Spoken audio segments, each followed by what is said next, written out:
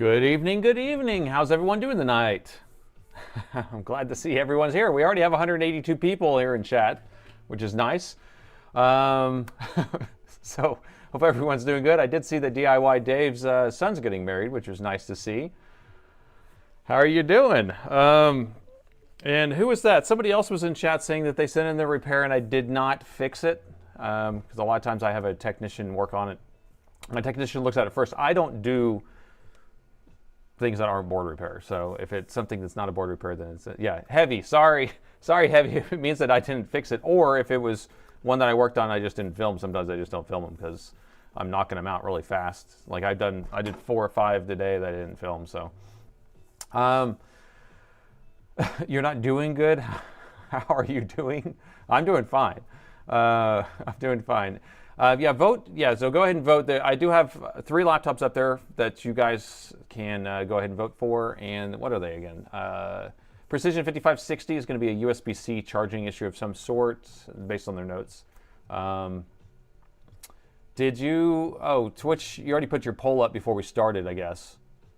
It already ended. But on YouTube, you can continue voting for a couple more minutes. We'll give a little 5 more minutes there. But the M15 R7, I believe, has no power. Hey, Daryl, thank you, Daryl. Daryl's always donating money to the stream. Thank you so much for that. And then the 17R3 is that's an older machine, but it shorts out the AC adapter. So we will see. We will see. I have a new gadget here that I set up, and I put a teleprompter here where I have the chat on my screen. And so I can actually read chat and look into the camera at the same time, which is very nice. Instead of, I was looking over here before where I was reading the chat, so this is a little bit easier.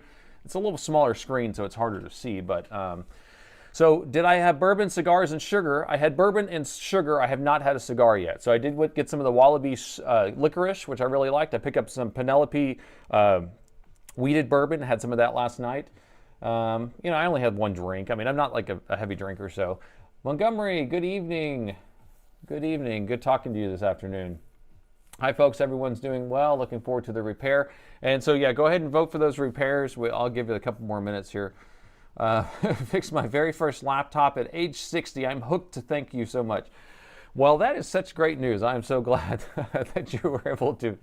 I mean, I guess I'm doing something right if people are starting to get something out of my videos. Greetings from New Zealand. What's with the one on Twitch? What's with the one for Twitch? You're talking about the poll? Did it already? It's already done, or did we not create one? Premise, did we already do one? Yeah, we have one, so it's already done. I don't know.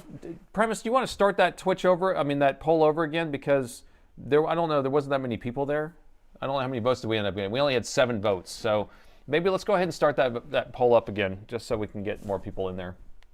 So here's my shirt today. We got test the flux capacitor. Now this is a joke a shirt that I made as a joke because my wife would always kind of, she's not super technical, so she's just like, you got to test the flux capacitor. She's like kidding, just like naming words, you know, and so flux capacitor was what she came up with. So then I was like, sure, we'll just do a shirt that says test the flux capacitor. And you can see my parts people icons right there in the middle.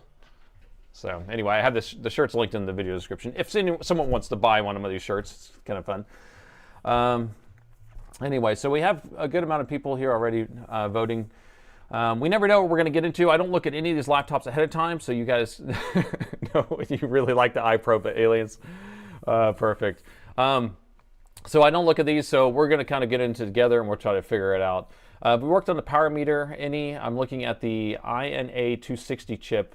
It looks promising, 30 volts, 15 amps. No, so the parts I ordered have not shown up. And then, remember that adapter I made last week or last Sunday I was showing you? I was like, cool, I made this, blah, blah, blah. It already stopped working. So this is a bad idea. So that's a trashish.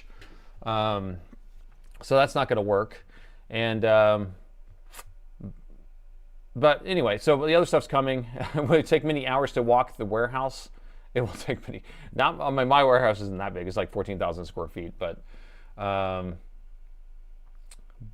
from Scotland. You're still waiting on the Flux U shirt. I know.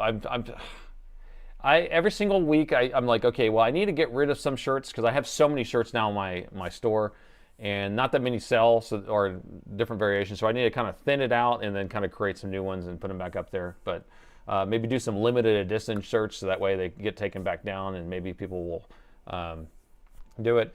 All right, Twitch, we have the poll back up there. So we have 11 people voting on Twitch right now, and I don't even know how many people we have on Twitch. We have 28 people on Twitch. So go ahead and vote, and that way we can kind of figure out what we're going to be working on today. What happens if you don't win? Daryl says, what happens if you don't really win? You have real, oh wait, hold on, wait, I can't, this thing is moving too fast. I was thinking that this teleprompter is going to work out, but it's going like this. It's like moving it like that. That's what happens when you don't have a real technician. That's what you said, not real win. I don't even know where I got that from. What's the biggest animal you've found in a laptop? Oh gosh, bugs really. I mean, you know, animal. Hello from Portugal. Hello from Portugal. Vote again. Yes, you got to vote again, Barney.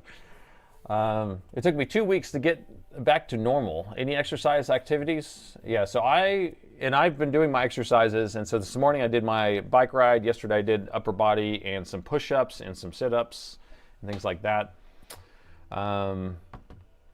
But it's still a little, I mean, and it's funny, I actually got on my mountain bike last night just to try it out, and it was a lot easier than it's been. So the stationary trainer's been actually working. What the Flux? That's a good shirt too. We need to do a whole series of different Flux shirts. That's right. Are you only repairing Dell? So my company specializes only in Dell and Alienware. So in laptops, that's all we're working on. So we're only going to work on Dell and Alienware. That's it. If you want to see something else like a MacBook or something like that, you're going to have to go somewhere else. So I have a poll with bodily fluids we'll find before each repair. Do you miss monsoon storms? Oh, you're talking to somebody else, but we have crazy storms during March. So our storms are going to start in March. Oh, Twitch chat will want to short charge while, or why is the teleprompter is so hard to read? Oh, that's frustrating. I worked hard to get that thing set up too. It's actually just another cell phone, but it's like projecting onto a screen. I'm hoping it's going to work out. It's just my brain isn't being able to process this stuff fast enough. Oh, Dells. Only Dells, yeah. All right, the bug episode kind of freaked me out. You know what's funny is that bug episode, so that video has been kind of dead and dormant for a while.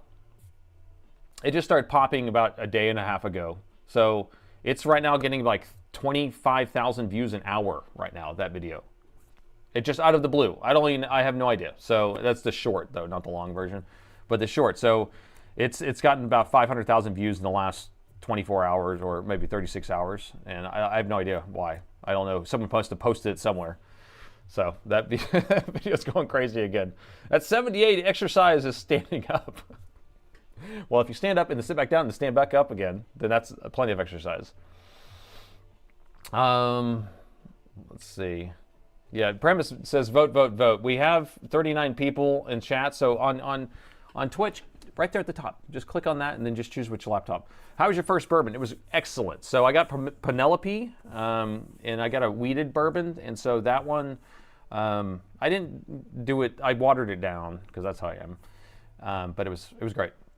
Now, you know what's funny is because I've had a year or a month of sobriety or not having any alcohol at all, I don't really miss having the buzz. And so I'd almost rather, I wish I could just drink the alcohol and not get the buzz or any, you know, I don't want to get drunk actually. I don't want to feel that feeling. So alien accessories should have names like the probulator.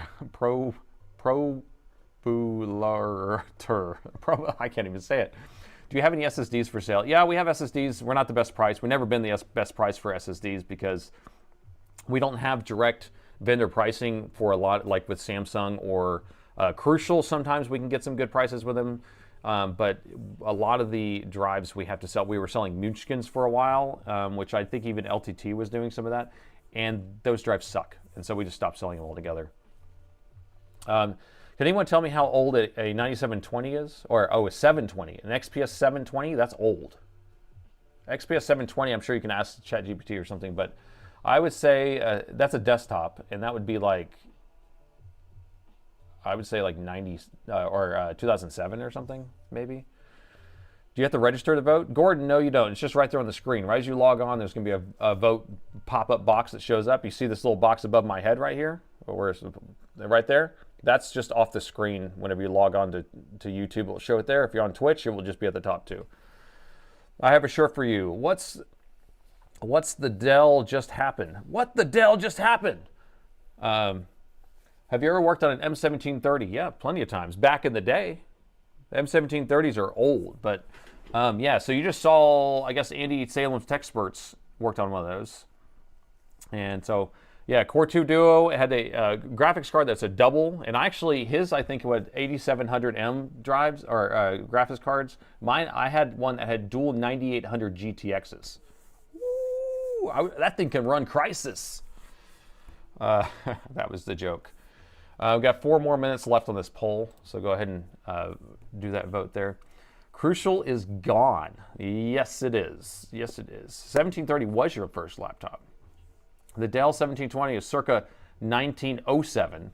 So 2007? 1907. I think that's what I said on accident, didn't I? You don't have the register, but you just need to sign into your Google account. Just like watching YouTube. Oh, yeah, I guess you have to, if you're just watching this outside of YouTube without logging in, then. How long does it take to get parts from Dell for you? For example, a XPS 2026. So Dell holds on to their parts for warranty, okay? And then they're going to, once they're ready to purge those parts, they'll usually, it depends on what it is. So if it's Inspiron, usually it's like 9 months to a year, and then I start getting the parts for those. If it's a Latitude or something like that, it might be 2 or 3 years before I start getting the parts, because they kind of hold on to it for longer because they have longer warranties. And the XPS is probably 1.5 years or 2 years before I'm talking about like I'm getting like truckloads of the parts. Other than that, it's kind of piecemeal, or I have to basically, if I need to get you the part, then I end up buying the machine and then I part the machine out to give it to you, because that's the only way I can get it. Hello from North Carolina. Have you ever heard of Parable 90 megahertz? No, Patchabell? No, I don't know. Oh, Packard Bell? Are you talking about Packard Bell? 90 megahertz? I don't know what Patchy Bell. No, I haven't. All right, 2007. I've been drinking Blanton's. So 2007, I was right. I guessed that. A 720 is in 2007. Is that what I said? Was that right?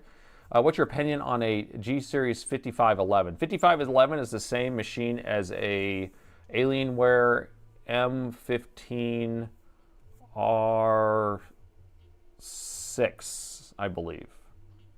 So it's the same as the machine as an M15 R6, same motherboard. It's just a lower end version of it. Are anybody buffering? I don't see any buffering on my side. All right. I was wondering if you get regular viewers who have actually met Nathan. Some days I have to run down there and just for fun.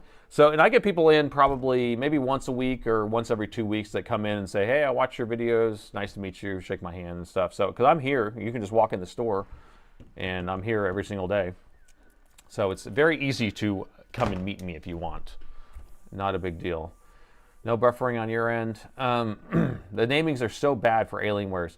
They were just kind of funny on their lettering, because it was M17X R1, 2, 3, and 4. Then it went to 17 R1, 2, 3, and 4. Then it went to M17 R1, 2, 3, and 4. And then it went to X17. And then it went to M16. And then it went, yeah, they're just moving it. I don't know. This is like, let's just put these letters back and forth. But Dell's bad about naming in general. Now they at least have a better, scheme for their naming. All right, 10 seconds left on the Twitch poll. And, okay, so we could see that the Alienware got 50%. The Alienware that shorts the charger got 50% and 48% on YouTube. So that means that that's what we're going to be working on first. Second place is going to be the M15 R7 with no power in second place. So that's what we'll work on next. All right, and then we'll do the precision last with the USB. You know what's funny is because I put USB charge issues there. If I would have put doesn't charge the battery or doesn't power on, you know, like if I didn't explain it was USB, you probably would have voted differently. That's why it's like, I don't know sometimes what type of details, because I haven't looked at these. I'm just going by customer's note, and I'm just kind of assuming that that's what it's saying. But can you use a variable power supply on the one that shorts the... I will, because I'm not going to just plug it in. If I know it shorts, I'm not just going to plug in the charger. We're going to test the power rail, and then we'll have to inject voltage anyway. But we're not going to power it on at all anyway. But what's your best laptop in terms of design and usability? You know, these XPSs are fine. My main thing is don't get a laptop that's like the highest end. So if you get something that's like a good middle of the road, then it will be probably the best or the safest. Does my camera look dark? It looks dark to me. Does it look a little darker than normal? It's funny. It might be because it's going through this teleprompter. I don't know. I had to move this light a little bit, but I could always brighten it up. It does look a little dark. Huh. No, yes. Okay, well, it's gonna have to do for right now, and I'll deal with it later, I guess. I don't know why it's looking darker, but okay. I just look tan. I look very tan. Yeah, I think my ISO set the same. My f-stop set the same. It just might be the way that it's going through the teleprompter lens. I must be spending too much time in the sun. All right, so let's get to this here. So we're going to take the poles down. So we know we're doing our, what are we doing? 17R3. There it is. So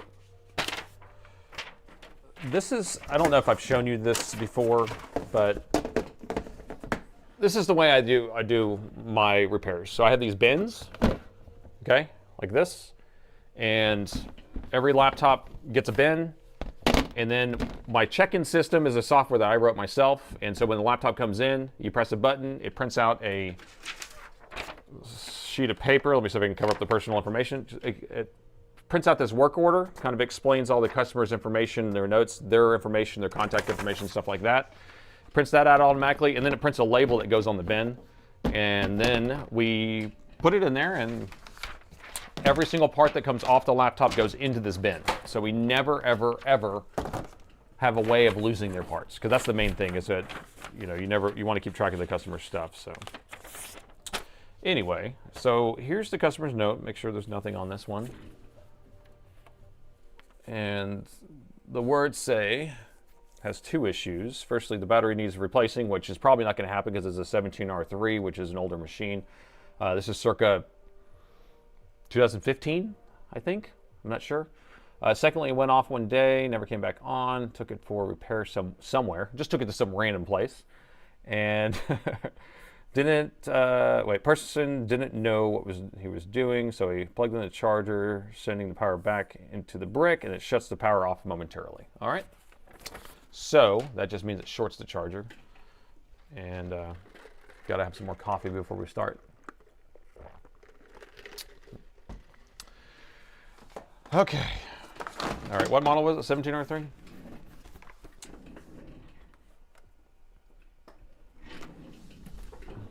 All right, new day and another laptop that needs to be saved, and this time we have an Alienware 17R3. Now, this laptop came in because the customer said that his battery wasn't charging, so they took it to a repair shop, and then it started shorting out the charger because the person didn't know what they were doing while they were working on it. But I haven't taken a look at this yet. Let's take a look together and see if we can get this one figured out.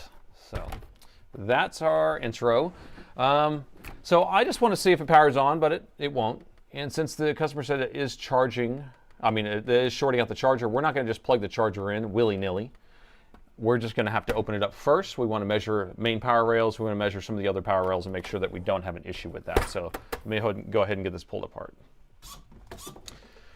Now, if anybody ever brings something in and says, I don't know, the light on the charger keeps turning off, don't just start shoving that thing, the power brick back in there, because what's going on is that the laptop is putting the charger putting itself in protection mode because it is being shorted right back to ground. And the short could actually be going straight through the CPU or GPU, and we could be causing more issues. So who's willy-nilly? Oh, you know Willy. The old willy-nilly. Ooh-wee. Does that look a little burned? I don't know. I don't know. Let's see. Oh, Willie. You know who Willie is. Let's see if I can get under here. All right, so we're going to go under... Oh, my gosh. What the hell? What the hell? What the hell's going on here? I think someone's been looking through my microscope. It's not set up right. Okay. That looks a little burnt, right? Do you think we have a short inside the DC jack? Do you think the DC jack's the issue? Raise your hand if you've ever seen a DC jack have be the issue. Like actually just like it looks fine but shorts out. I've never seen it. So that's why. I've seen it charred before, but I've never seen it actually be the cause of the short. So I've seen it be broken. So this definitely looks like it's been taking some heat, and it is a little burnt, and it is on the ground side. I just filmed a video yesterday that is the same issue on a different machine, but it is charred on the ground side. So this might be no bueno. All right, so I'm going to plug in the charger with this unplugged and see what happens. But I doubt we'll get any sparks out of that because the odds are it's not going to do that. All right, so power meter. DC jack's not plugged in. Where's the hole? Right here. We got nothing. And that's how way it should be. There's not going to be a short inside of this. All right, so now I just want to check on the board itself. We want to see if we do have a short right here at the connector. It makes you wonder what they did to the poor laptop. All right, so the way that this DC jack works, we have a battery. The battery's unplugged already. We have two connectors back to back. One's going to be the, oh, where's my, I got to get something to point with. This is going to be the DC jack plugs in here. This is going to be the battery. And the DC jack is going to have voltage that comes straight out and goes through a pair of inductors. So these, I think 1, 2, 3, 4, 5 are going to be the positive conductors, 19 volts, 20 volts. Going to go through these inductors, and then it's going to go through probably 4 MOSFETs, but it might just be 2 MOSFETs, and then it will power the main power rail. There's probably going to be a short on the other side of that. We can't really access anything the way it is. I can go pull a donor board so I can actually show you, but we can just pull the board out. But let me see if I can measure right here. But we're probably not going to have a short, because usually what ends up happening is you don't have a short. I need a good ground. Where's our ground at? Here we go. Usually right out of the DC jack, you're not going to have a short, like right here. So I'm measuring there, nothing. Nothing. What about here? There is a short there, but it's only a 23 ohm short, which is weird. 23 ohms. If I had a bad DC jack bust, 23 ohms, that's a weird one. 23 ohms. So what my brain is like processing right now. So whenever you have a short, usually, you know, you're basically going from the positive to the negative. Or you're connecting to another power rail of some sort. So if I touch these two probes together, we're right around 0.1 usually is my zero. That's close enough to 0 is 0.1. But I'm measuring 23 ohms, which is very high resistance. This thing will beep with anything under 50 ohms. So did I do the smell test? Let's do some smelling. I don't know what it is.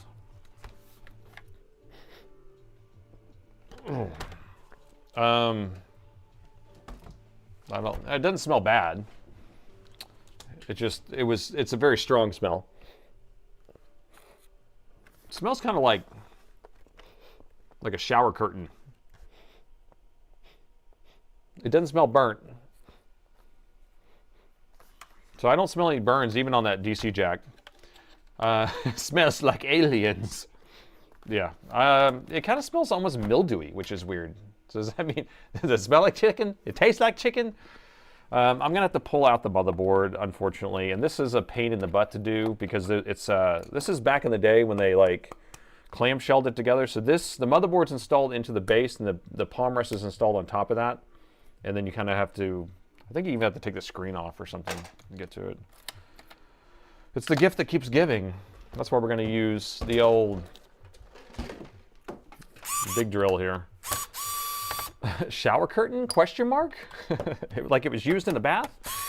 Well, it's like that mildewy smell. It's kind of, or maybe it's more like a towel that's been bunched up on the floor, you know? I punched another laptop! Layered like a sandwich. It's like a sandwich. That's right. Smells like teen spirit. You know you're soaking it? Soaking it. Gemini. Okay, if you're measuring this power rail, the DCN 19 volts, or the 3.3 standby rails, 23 ohms is a definite. Okay, well, if it's thinking that it's a lower power rail that's shorted, then that could work. But for it to know for a fact, musty smell. There you go. That's a good description. A moist, musty smell. That's clammy. Humid. It's a humid smell. Or it smells like it's about to rain. So people in the Northwest, they don't know what that smells like because it always rains. But people who it barely rains ever, then you can smell rain on the horizon. That's what it smells like. Definite, maybe. Well, I've not tested the Wi-Fi card yet. Should we take the Wi-Fi card out? It might be the Wi-Fi card. 23 ohms, I would say it's the Wi-Fi card. Let's do it. Let's take out the Wi-Fi card. 23 ohms sounds about right for that. And can I do it? Can I do it? It smells like an AI fart. Oh, good old AI. Unexplained moisture. Just a retro commercialized cell. The beach. Oh, that's another Seinfeld reference. Calvin Klein's Ocean. They stole my smell. I buy a lot of used DVDs. Sometimes they have interesting smells. Yes, like if you're going thrifting, that's what it smells like. We need rain and snow. Please. Wi-Fi card is melted to board. It's like, I think it has one of those like, it's not really sticky, but like a heat sinky thing. And it's hard to access it, so I'm just gonna keep going here. Had the thing replace the Celeron CPU and a Core i5 in a laptop, and it worked 30 minutes exactly. Then the engine management thing would shut down the laptop. How weird is that? The management engine didn't like it, huh? Going from a Celeron to an i5, which should be fine, but you can update the BIOS. Maybe it's just not, or maybe it's overheating.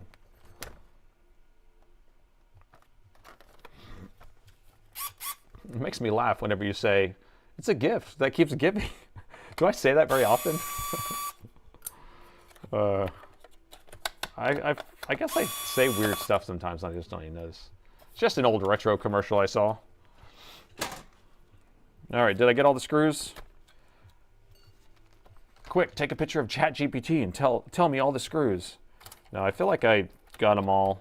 There's always a secret screw. Always. There's always a secret screw somewhere. But screw. I think I got them. All right, let the fun begin. Let's pry this thing open. I love the vitamins you're on. I haven't taken a vitamin today, actually. My vitamins are right here. I have some vitamin D's and some vitamin B's. I usually take a bunch of vitamin B before my stream too, so my brain can stay alert. We will not have LLM on this repair. Nope, no LLM to be heard of or seen. All right, so there's still a cable plugged in under here. What cable did I forget? Drum roll, please. Oh no, a latch fell off. What shall I do? And then I just dropped the latch onto the ground. Let's see if I can find it. It's in my chair. There it is. Okay. So these are those Ziff latches that kind of push into the slot. I don't know. It just fell off, but those were easy to put back in at least. I didn't do it. I promise. Probably overheated because the fan doesn't cool down enough. Well, I could do it too.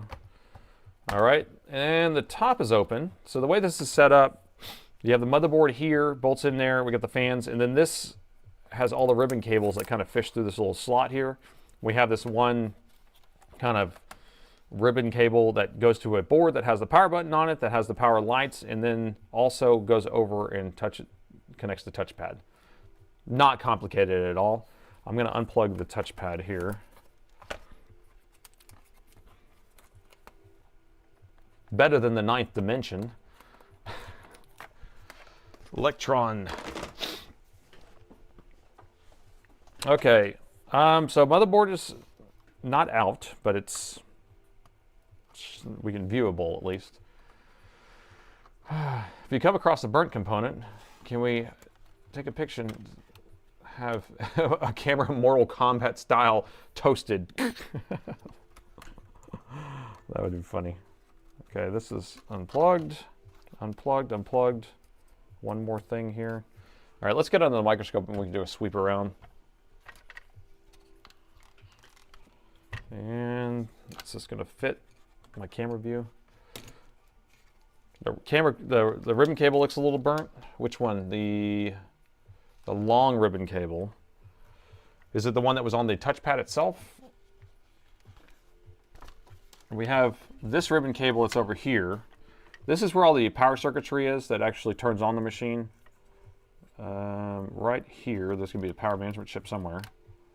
Well, that's a sound chip. This goes to a daughter board for the audio and USB. These are the input MOSFETs. There's our BQ chip. So these actually use the BQ chip. All the newer machines actually use an ISL chip. So BQ 24780, which I'm not super familiar with because I never even have to use, never work on these that often, those BQ chips. And let's see what else we have around here. There's our E&E, which is our EC chip. That almost looked like a crack, but it's not a crack. I think that's our Thunderbolt or USB 3. Yeah, there's our PD controller. I don't see anything else. It's hard to look at this board under here because I'm like hitting all this stuff because it's so huge. Such a huge machine, man. Be a lot cooler if you did. Okay, let me move this out of the way. So I didn't see anything obvious, did you? How many people like me are addicted to this channel? I can't believe you guys are so addicted to my videos. I mean, I'm glad. It means it's not a waste of time. I'm going to keep taking this board out, by the way. The yellow and blue wire were melted together. Yellow and blue. Yellow and blue. These wires? There's no yellow and blue in that. Back here? Yellow and blue? Where's the yellow and blue? These? Here we go. Fan wires? The fan wires. You're a big fan. The coolest fan. The coolest fan, man. So, it looks okay. Maybe it looked a little weird. That looked okay. Let me go to the other one. It's a little rubbied. Does look a little bit textured or flattened there, but I don't think that's it. Look close at the long ribbon cable that was burned. So the one that, the DC jack, the one that we looked at originally, because I don't see anything else that's burned. So there's the LCD connector. This is going to be for the daughter board, and then the only other one was on the other side. It's the Bob Ross, the computer repair. Just a happy little computer. Just a happy little computer. Fantastic channel. Thank you, Rick. Thank you very much, Rick. We got a new donor board member. Thank you, Eric. Appreciate that. Let me just, I'm going to take this motherboard out. I know you keep having me look at other stuff, but I got sidetracked with a piano rehearsal. I took piano lessons for a little while. Not very long. I already play guitar, and so I end up transposing a lot of guitar into piano. That's how I end up playing piano, so I'm not very good at piano. Can't read piano music to save my life. It's fantastic seeing people saving and repairing laptops. I saved another laptop. I can't believe it. Except for the video today where I couldn't save the laptop. Sorry, I didn't realize I didn't change the screen there. Yeah, I put a video this morning that was a bad chipset, if you haven't seen it, which is no bueno. No bueno. Thanks for the follow. Preach. Piano is artistic typing. Boop, boop, boop, boop, boop, boop. Yes, but it's so full. It's so full. That's what I like about piano. It's like you can really make a whole song out of it. Yeah, that one sucked. And it's, you know, that stuff happens. It's like, I don't know, I have a lot in my backlog because I don't post all the ones that I fail on, but I always want to put out videos that are not fixable because, you know, it's real life, right? So I have a few more coming up that are no fixes too. What the heck is going on here? What in the wide world, sports? What am I looking at over here? Look at this. Okay, it's fine. It's just weird. The tape like took the connector off, the top of the connector. So, whatevs. I think it's okay. Just pull that out. It's just a happy little connector. You be you, connector. You be you. All right, so we have a really good design here. You know how we want to take this motherboard out? Well, guess what? The hinges go on top of the heatsink here, and so you have to take the screen off. What percentage are unrepairable? I don't know, 20% maybe? It really depends. It's weird. I'll have 100% fixable. We're talking about motherboard repairs, right? Is that what you're talking about? I'll have 100% fixable or whatever repaired machines, and then for like, I don't know, 3 weeks or something, and then you'll just have a whole slew of them that are just like back to back. You're like, every single one of these are, you know, bad CPU or bad, you know, something that's just crazy you can't figure out, you know. And it's, you know, what it sucks is that I put so much effort into the ones I can't fix because I want to fix it. And so sometimes I'm spending 5, 7, 10 hours on it trying to fix it because I feel like, you know, if I do fix it, then I'm solving some like crazy freaking issue that maybe I can fix something quicker next time. And then I get paid like 10 bucks an hour because I never fix it, and then I'm only getting paid like 50 bucks total for the whole repair, and yeah, that's it. And the screen is off. So, but I'd say most of them are fixed for sure.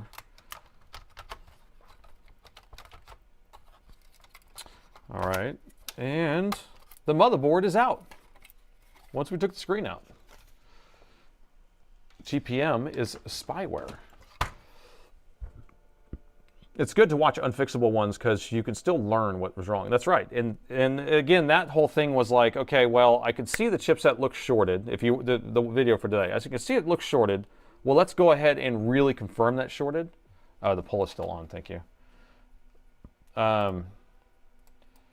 So you have a point. Yeah. So it's like you're going to learn something regardless, and it's all about kind of the thought process of how you're going to eliminate different things being the issue. So. And then you know, then you can see that I actually put effort into it too. All right, we're taking this off too while we're at it because this is going to need to be repasted at some point because we're talking like a 2015 machine here. And the heatsink is off. Look at that stuff.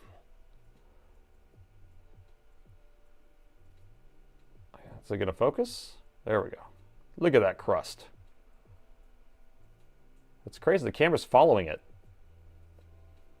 That's weird. I don't have it on follow mode. Okay.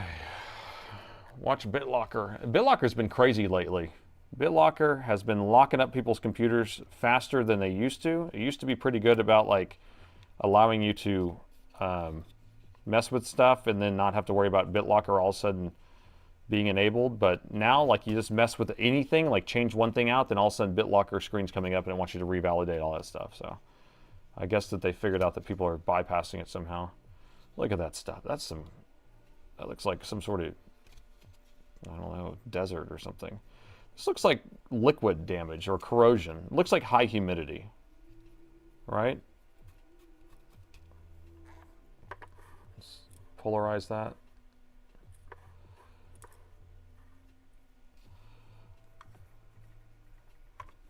Come on, focus. There we go.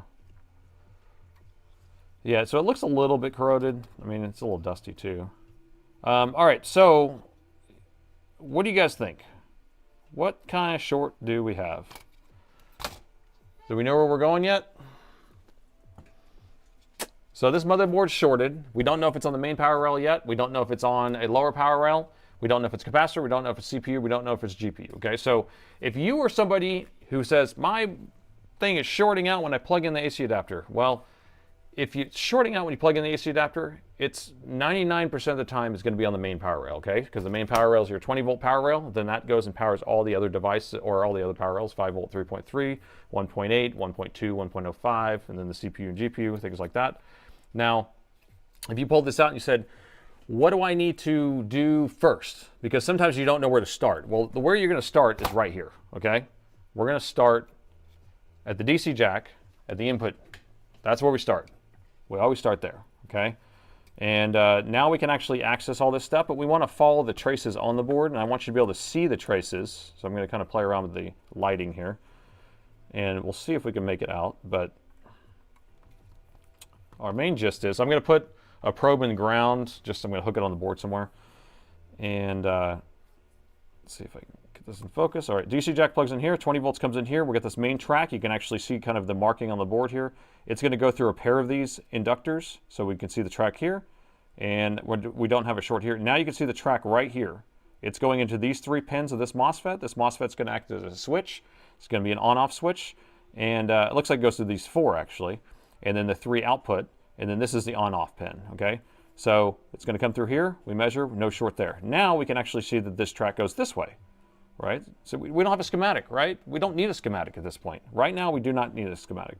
So now we're coming around, we're coming over here. It's going into this MOSFET. It's going into these 3 pins. This is the on-off right here. And then it's going to come out of these 4 pins over here. Now, if we're going to have a short, we usually have a short right on the output of this. I don't see a short so far. There's a CMOS battery in it. It's that old. How old is this?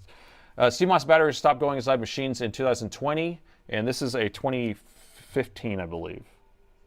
What year is this? Oh, 2015, right there. All right, so we don't have, yeah, so it's old, 10 years old. And they wanted me to fix it, so I'm doing what I can. And these boards, you can't find them, so that's why you have to do what you can. So coming out of this MOSFET, we don't have a short. Now we're just going to check these other, these coils right here. I think these are the 3 volt and the 5 volt. Okay, here we got a 22 ohm short here, and we got a 22 ohm short there. Now, I was expecting to actually have a short on the output here, but we don't have one. But if we measure on these capacitors here, if we look at how this is set up, let's see if I can make this out. Is this hooked to here? No. See, that almost looks like it goes here, but it's not. This should be ground on this side. So if I measure this, it should be ground. Yes. So this is ground right here, and this side's not ground. But I don't know what power rail is supposed to be, but it's not supposed to be 22 ohms, I can tell you that. And so I'm going to flip it over. Let's look on the other side because we do have some stuff going on vias. This should be the main power rail right here also. Let me see what that one is. And that one's not shorted either. Interesting. Interesting. So we'll flip it over. Here's our BQ chip, which is going to be our power management chip. This is what controls those input MOSFETs. And so here where I like to check is all of our current sense resistors. We're going to check these and see if we have a short on any of those. And a lot of times we'll have these blown out, these current sense resistors on this machine, but I don't see that happening. This, I believe, is going to be ground on that side. That one's fine. And then over here, here's our 22 ohm again. We might need to figure out where that's going. Look at this, still more of this. This is like oxidation again. So this must be in high humidity. Where is this located?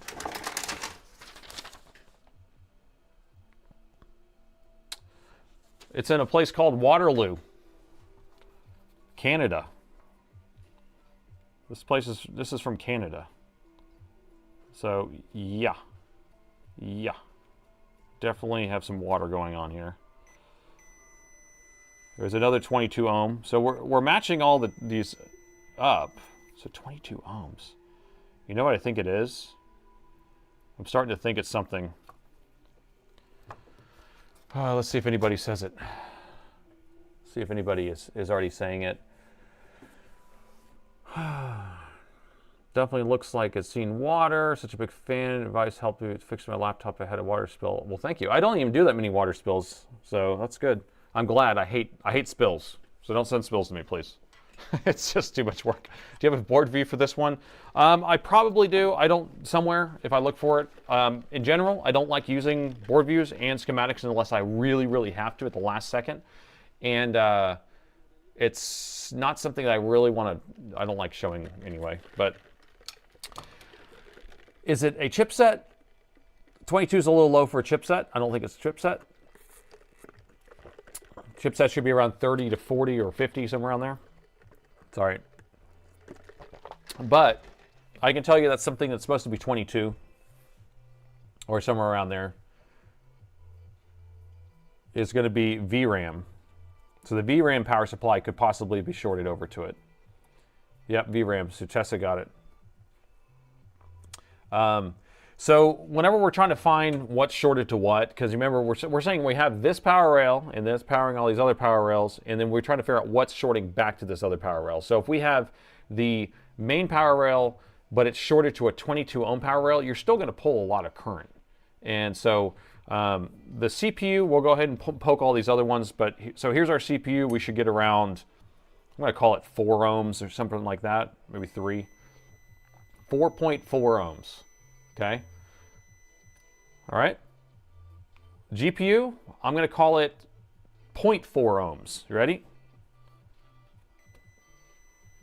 Come on. We need a better ground than that. What is going on? 5 ohms. What kind of GPU is this? There's something wrong with that GPU. Take the Wi-Fi card out. You're kidding. Oh my gosh. You're kidding me. Yeah, I know. I'll take the Wi-Fi card out. Stupid Wi-Fi card. I don't understand what's up with this thing. It doesn't even want to slide out.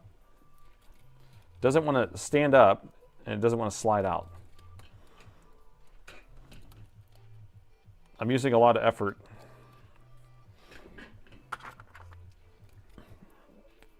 That's weird that we have so many ohms on the... Yeah, there's like a sticky thing underneath there. Let me heat this up. It's short. We're going to measure the VRAM in a second. There's a sticky thing underneath the darn Wi-Fi card. It's making me mad. Got a new sub. Thank you. Prime sub. Prime sub in the house. It's an alien Wi-Fi card. There we go. There we go. Just a happy little card. Yeah, so there's like this rubber, heat-sinky, sticky, annoying thing. You mean you call yourself a technician, you don't even remove the Wi-Fi card? Sure. Sure. Okay, back to the grind. Okay, can you believe that we have 5 ohms on the... Now it's 3 ohms. What? What? How's that beeping? It's pretty annoying to me. I actually opened up my meter and then covered up the speaker with tape so it doesn't beep as loud. I don't know why that's 5 ohms. Anyway, maybe it's averaging in with the 20 ohms or something weird like that. All right, so let's find the VRAM power supply. Where would it be? Here's our VRAM right here. And so these are going to be powered by a power supply that's 1.2 volts, I believe. Am I right? 1.2? I don't know. I might be wrong on that. And then these are the power power rails or power stages for the CPU. I don't know what that one is. Usually it's closer to the GPU. There's 22 ohms right there. Well, there's a 22 ohmer. So could it be this one that's shorted? That might be the integrated graphics. Huh. Huh. Interesting. Interesting. All right, well, we're just kind of trying to, we're trying to find the short. So yeah, RAM voltage is 1.2, but I don't know if VRAM, I thought VRAM was 1.2 volts. Anyway, but we're just trying to find a power rail that matches to something else. And so this thing has, there's discrete graphics, and then we have integrated graphics, right? So this is the main CPU, and then a lot of times you have these power stages, and then you'll have an extra coil that's going to be the integrated graphics coil. And so that might be what this one is. And so this dual MOSFET might be shorted. And so this is two of these. So it's basically these two MOSFETs are singles right here. And then they make a package where both of those are in one right here, and it's called a dual MOSFET. And so they have two gates and two inputs and two outputs. So it can run as one, and it creates a lower voltage. A lot of times these things overheat. So how are we going to figure out if that's shorted or not? So I will start by just measuring the main power rail. So let's just say this is where we were measuring 22 ohms right here. It's not even the main power rail, but it's this right here. So if I measure there, we had 22 ohms, right? 20 ohms. Oh, you can't even see what I'm measuring. Right there. So that's where I'm measuring 20 ohms, okay? So now I'm going to put my negative probe here, and then I'm going to come over to this coil, this one, and I'm going to measure it here, and we should have 0 if it's matching. And so there you go, it's matching. Now, we can even confirm it more by actually injecting voltage, but we're going to inject voltage and put the ground pad right here, and this thing should get hot right there. All this is just dirty, if you're wondering. It's just dirty. It's just dirty. So this is probably bad right here, which is good news because probably the CPU should be okay.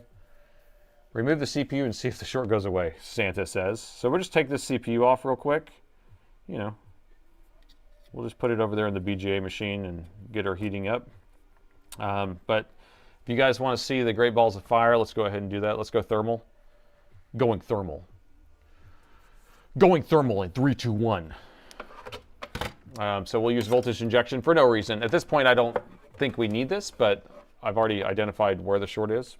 But it's just for fun, just for kicks.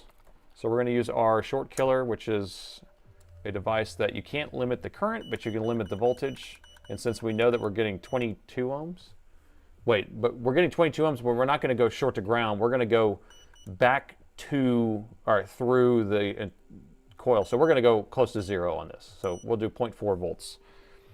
And this is because I'm putting the negative probe right here and the positive probe on the input, which is, can I do here? No, I think I have to do way over here. Let's see if that works. Yeah. Yes, sir. Is that MOSFET getting hot?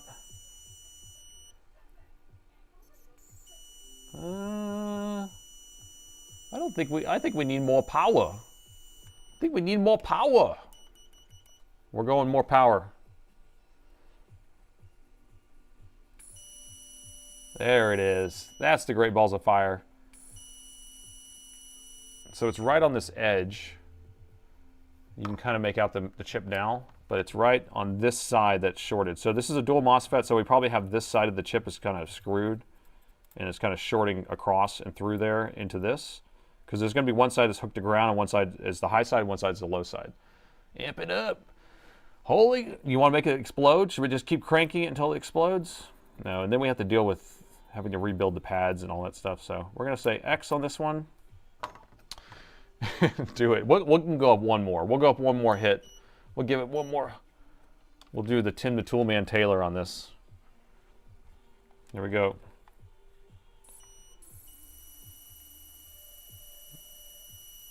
$42. That's not super. That's not too hot. Well, that's not too hot. But you can't see it doing anything with that. I can put some alcohol on here. You can see that if it's evaporating or not. Or see if it's dancing. See how it's drying up on that edge right there? So you can see where it's actually shorting out. Anyway, so you can see how we identified what the component is. Now, whether the board is fixed after we replace this or not, we don't know. And that's kind of the whole thing about it, is you spend this time fixing the board. It's kind of a you win some, you lose some type of situation if you're trying to open a repair shop. I know people ask me every day, like, is it worth it? It's a grind. It's a grind. I don't know. Is it worth it? Good question. But let's remove this chip, and then we can test. So we'll go with 450 degrees C at 60% air. We can put flux on it, or we don't need to put flux on it. I don't really care at this point. Don't forget to check and test once you remove it. Okay, I will. Desolder by voltage injection. I know Atari wants that for sure. Need to clean the board before putting it in. We will definitely clean the board. I won't be ultrasonic cleaning it because that's another whole operation, but there we go. And the chip is off. Now you can see how we have more pads on the bottom. Well, I guess you didn't see the pads of the other one, but master of the thumbnail. King of the castle. But we have inputs and outputs, and we got that off of there.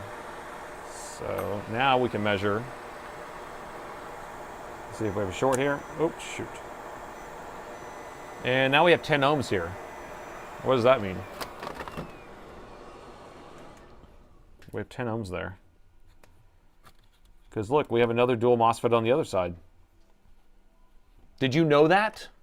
Did you even know that? I'm going to flip it back over one more time. So we just took this one off. And if I flip it, we have one exactly in the same spot on the other side. So what does that mean? What does that mean, huh? It means that probably the other one was shorted too. Or, I mean, not two, but usually it's one or the other. But if we're still getting a short or a 10 ohm short, they're probably, that one was heating up through the board maybe, and that's probably why it was a little bit diffused on the edge, but, so let's pull that guy off too. Let's replace them both. It means it's the Wi-Fi card. That's what that means.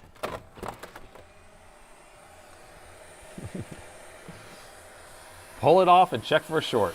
That's what I'm doing. I'm getting on it right now. So we got 6992 chips, by the way. There's a Aeon 6992s, which I think I have some. And if I don't, then I have donor boards. And the chip is off. It means you're replacing both of them. That's what it means. I don't know, and I don't care.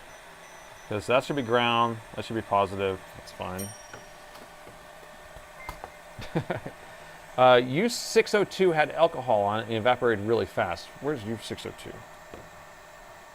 U602. This one evaporated too, this controller? But I saw the heat over here. Maybe it's because it was trying to power that. Maybe because it was running that. Wait, it's still there. And I act like I know what I'm doing. I don't even know what I'm doing. Look at that. It's still there. I'm like, it's conclusively these parts right here I just took off. They don't mean anything. Santa Claus, you are the man. All right, let's see. Let's do this again. Let's go thermal one more time. It just shows. It just shows that I don't know what I'm doing anyway. So we are going to do it again. This time we have 10 ohms, so I'm going to actually go back down because we did have 20, so I don't know if it was in parallel with something else. So I'm going to douse this whole thing with alcohol. You guys want to see it under the thermal though? Oops. Wait a minute. What am I thinking here? Hold on. Back it up, back. Beep, beep, beep, beep, beep. Okay, people. Okay. Forget what I said. Forget it. I do know what I'm talking about. What I just said, I don't know what I'm talking about. So When I was saying I don't know what I'm talking about, that's when I don't know what I'm talking about, because I really know what I'm talking about because, okay. So the short is gone. The short is gone. I didn't come over here and check if the short was gone. The short is gone here. That was what our goal was. Okay. So the short is gone here because this power rail was tying to this power rail, which this power rail is a 10 ohm coil or 16 ohm or whatever. That's why it's measuring that. So if I measured it after I took it off, it's still going to be there. Wife is calling you for dinner. See you later. Okay, Frederick, we join back in a little bit. We'll be here for another couple hours. Anyway, so does that make sense? So what? So I don't think the chip on the other side of the board was actually bad. So here's what we're talking about. We're talking that this chip right here was shorted, and it was coming through here. This was actually giving us a false reading, and it was acting as a wire and bringing this 10 or 20 ohms. What is this thing measuring at? Okay, it's measuring at like 20 ohms almost. This 20 ohms was actually bringing it over to that other power rail, and we were measuring that resistance on the main power rail. When we took that off, it actually isolated it, but then we kept measuring, is the short still there, but we're measuring that coil. So now we don't know which one of these are bad, or actually we do, because we have an X on that one. So I believe this one's good, but should we just change them both out because we're superior? After 14 hours of work, it's hard to lose it. Yeah, we're just gonna change them both because that's who we are. That's who we are. Are they both 6992s? They better be. Just wanted to know again, did you gain your knowledge, all the knowledge required to fix this? It's quite enormous, and a mechanical fixer. The thing is professional in a university. Perhaps you gain it some special kind of way. I did learning on my own, so just doing it out of necessity. So if you have a passion for something, and then you have a way of putting that to work every single day. I started this company at 21 years old, didn't graduate from high school. I have a associate's degree from ITG Tech, but that's not really, I don't really count that as anything, any type of real knowledge. And all this stuff I learned on my own. So just getting parts and testing, and I'm really good at diagnosing things. Diagnosing is 99% of everything. So you're just following clues. That's all it is. So it's like, I don't know. It's hard to describe, but if you're if you're trying to fix a car, why is the car not starting? It's the same type of situation. You're trying to figure out exactly, what happened. Did the person put the wrong gas in there, or is it because the battery's not getting enough connection? Is it turning over? Those are all just diagnosing things, right? So, and that's kind of how I did it. So here's a donor board. Just grabbed a random one. This one actually has a different chip here, so it's not going to be the same, but let's see if it has 6992s on it. Do we have a 6992? No, we got 6970s. I think those are inferior. The numbers are lower. What do you think? Inferior. ITT Tech doesn't exist anymore because it defrauded all of its customers. I can tell you that. It defrauded everybody. It went out of business because it was a ripoff. But what's crazy is that when I went there in '99 to 2001. It was $26,000 for the degree, but by the time I left, they wanted like 60, and then a few years later, they wanted like $100,000 for that stupid associate's degree that wasn't transferable to any university, and they weren't teaching you anything. They were just really, really bad teachers and classes and things like that. Doogie Howser, MD of laptops. Yes. Okay, so here we go. We have a 6992 there, and because we have one there, we have its sister or brother or companion on the other side, or its wife. Its wife. 6992 in the house. All right, so we're going to replace both of these because that's who we are. You went there from 92 to 94, so there you go. Ronald knows exactly what we're all about. Those professors, I wouldn't even call them professors because they're all like retired military usually, or army or something like that. Veterans, they're veterans of some sort, but we're all retired people and they weren't even teachers. So they were mainly just reading out of textbooks, and it was pretty... Are my donors good? Good question. No, they're donors because they're bad, actually. But there's going to be good parts on the donor boards. And so I would assume that my donor is good. You want to measure this before I start pulling this off? So we're going to measure right here. So we have 143 ohms. Uh-oh. Red alert. Uh-oh. We might be wasting our time. We might be wasting our time, people. How's things going on tonight? Oh, okay, so... Yeah, we might be wasting our time. So I was about to pull that chip off, and then, you know, the great community here says, is that board good? So I go and measure it, and I said, okay, well, this is 143 ohms. Well, that seems quite high, right? So if I come over to our board that had a shorted MOSFET that was getting jolted with a lot of power, it's at 20 ohms, which means that this is probably bad. But hey, what can you do? If you go to a university, now to learn the laptop repair lesson is the soldering iron and how does this tool fit the framework based on equity, diversity, and fairness. Yeah, the short's probably in the integrated GPU. So, but we'll put it on there anyway. It's probably not going to work. But there could be a chance that maybe the CPU works, but maybe the integrated graphics doesn't work. I don't know. I have no idea. There's no CPU. Oh. There's no CPU. You freaking.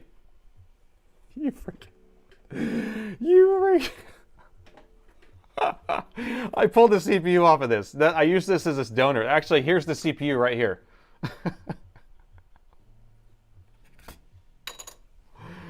You guys are geniuses. You guys are freaking geniuses. All right, let me grab one that has a CPU, and then we won't be such idiots. Okay, all right. God.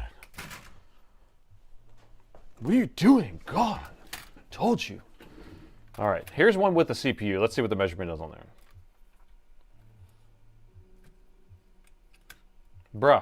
Bruh. 156 ohms with the CPU. What? I said it. Need to be said. So we're still in the boat of this is probably going to suck. But let's do it. Let's just knock it out. I saved another donor board. You guys are funny. You guys are so funny. So I already have these pulled off. Let me pull these off. Okay. Yeah, Napoleon Dynamite. You got it. I still think they should make a Kip Dynamite movie. You're just jealous, Napoleon. Or LaFonda. So it's just Kip and LaFonda the whole time, and then Napoleon will come out occasionally. It's such a good movie. I know it's nothing really happens in the movie, but I love it. Put that CPU on it. Yeah, I could. I pulled it, and yeah. I mean, it's ready to go. I was going to put it on. I have another board I was putting it on, so for another customer where I was like, let's see if I can fix it whenever I get a chance. I'll try. But you're just jealous because I'm chatting with babes all day, Napoleon. And were they doing the time machine or whatever? Oh my God, I love it. See, you're making me want to watch it again. Where's it at? Where you go? There it is.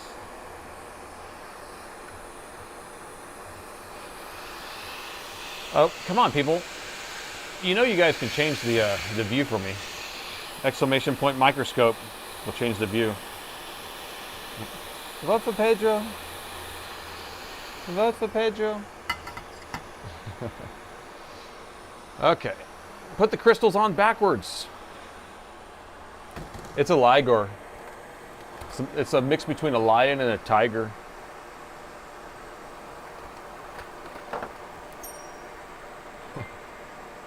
Would love the hot bake GPUs. Hey, thanks for that. I love them.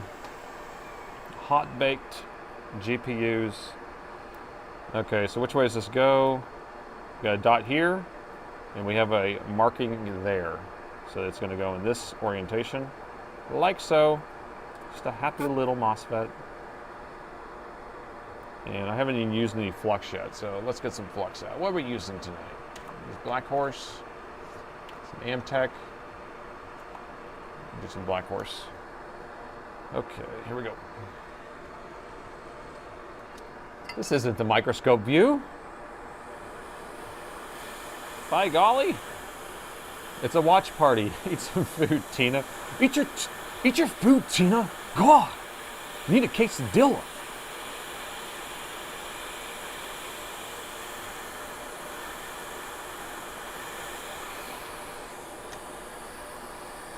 Napoleon, give me a tot.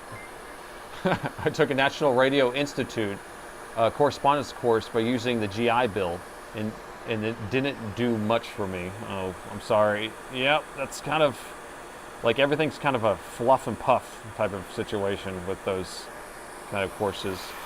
So the only way to kind of get really good at this type of stuff is just kind of practicing. And like all the repair shops that I know, the people just kind of learned how to do all the repairs themselves because they had passion to do it. So, all right, so we got that one on there. To be fair, we can fix most CPU issues too, but require tons of work with special equipment depending on what the customers want to pay. That's right. And because when it was modular, I could just take out a CPU and stick a new CPU in, and if that CPU didn't work, I could just stick another CPU in. But the issue is, yeah, it takes a long time to get those things transferred over, and getting a good CPU is always questionable. So, I still haven't actually had a successful transplant. Is the chat laggy? If you're seeing the chat being laggy, then just hit refresh on your screen and move up to current time. Because we're on ultra low latency. Now Twitch sometimes is a little bit behind, I think 30 seconds or so, or 20 seconds.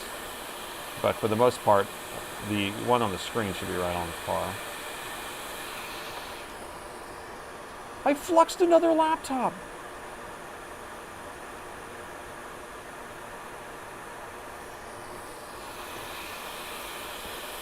All right, so remember I heat the board first and I stick the component down, tack it in place just gently, and then I add a little flux, and then I go ahead and finish it up. And so there we go. And we have the dot there, we have the marking on the board, so we have the right orientation. I think the CPU should be preheat the balling before you put the chip on the board. So you're talking about, I think for CPU, you should preheat the balls before putting the chip on the board. So yeah, whenever I do these, I preheat and put balls on here, and then I reflow that so it's all ready to go. So you can actually see that this chip's already been reballed. Oops, wrong one, sorry. This has already been reballed. And it's just a little dirty, but it's ready to go. And that was fun. I hate reballing these CPUs. What we got? What do you got? You should have a solder ball between the MOSFETs. Which one? You have a solder ball between the MOSFETs you just installed on the cap side. Okay, thank you.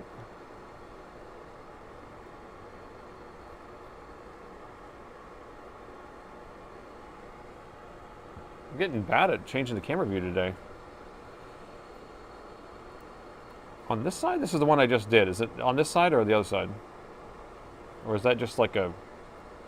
That might just be goo.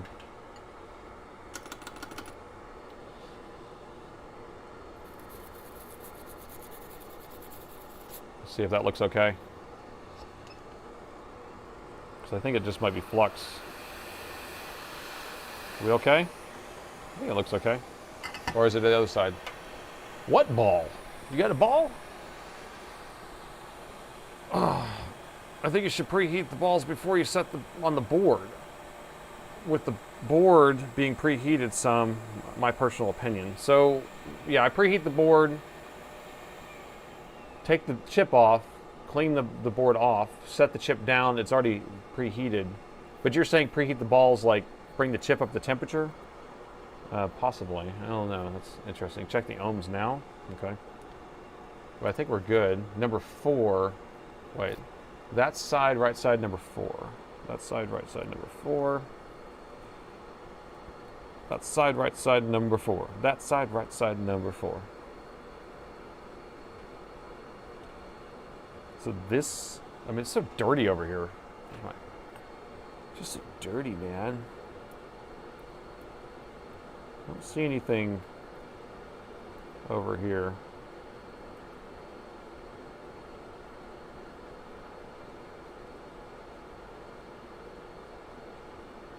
God, look how corroded all this is. It's crazy.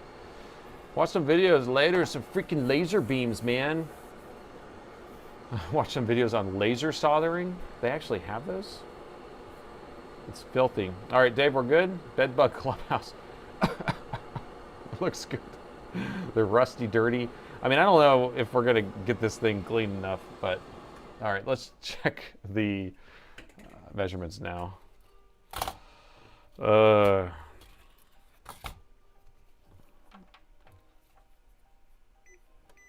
15 ohms. Okay, so we still have that, but we don't have a short to that rail, the main rail there.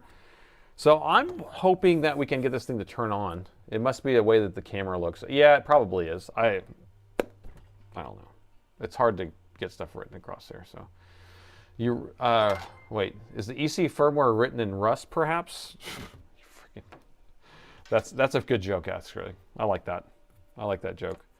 All right, let's just what should we do? Just quickly install this. Quickly, let's quickly install the board. And the motherboard is in. Zip, zip, zip, zip. We got a new follower, welcome.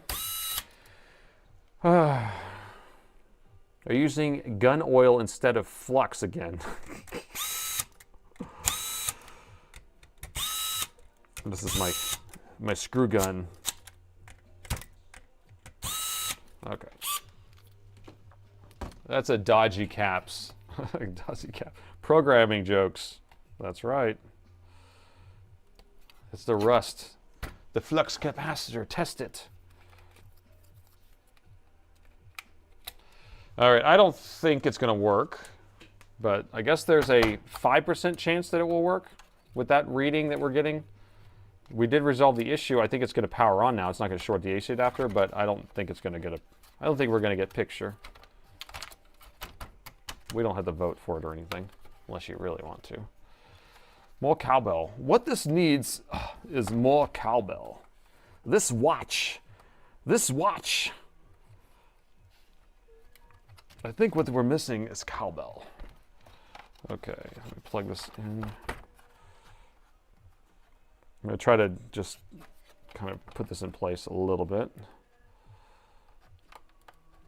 And then we're just going to plug in the screen. Cyber Gooch. It sounds like a tire shot. Yep. That's what I like to hear. Yeah, and then it's like an impact gun and it breaks your bolt off and then you can't even fix your own tire later on. Isn't that right? So this actually has a pressure setting or whatever, a torque setting. So you can make it really, really light or a lot harder, and it will sit there and like do impact to try to get it out. And then it does a stop whenever you put it in, so you can actually set it to the right amount. Okay, this is all I'm going to do, I think. No, I have to get a power button. So I'll have to hook this on. Did I plug the Wi-Fi card back in? I love this reoccurring joke. It's perfect. It's a perfect joke. The Wi-Fi card is not in right now, but where we're going, we don't need a Wi-Fi card. But we do need this power button plugged in, which is annoying that you have to do this. There's no power button on the board. Believe me, I know. I've looked for it. Sometimes there is, sometimes there isn't. All right, that's enough stuff. That's enough junk.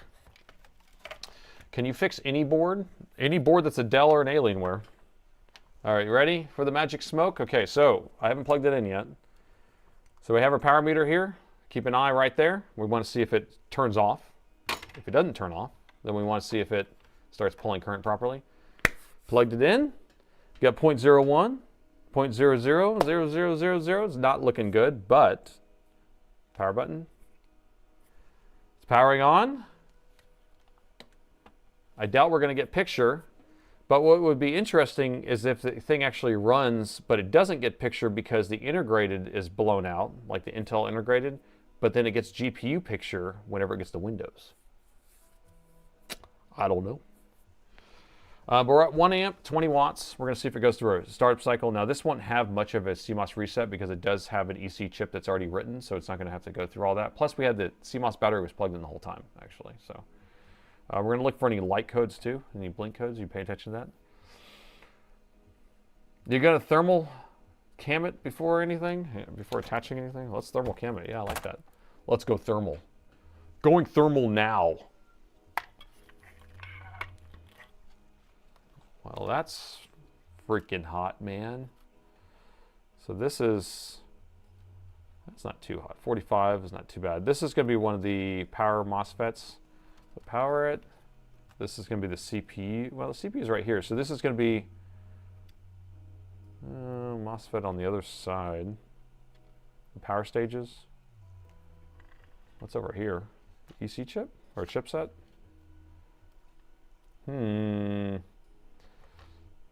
I think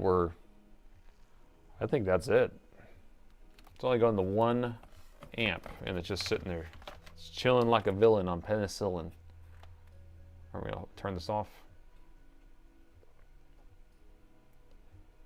Holding on the power button. Are you gonna listen? Okay, it's off. We got some cheer. Thank you, Irish. Some Irish cheer. Thank you. All right. Turn it back on. Oh, oh, oh, what?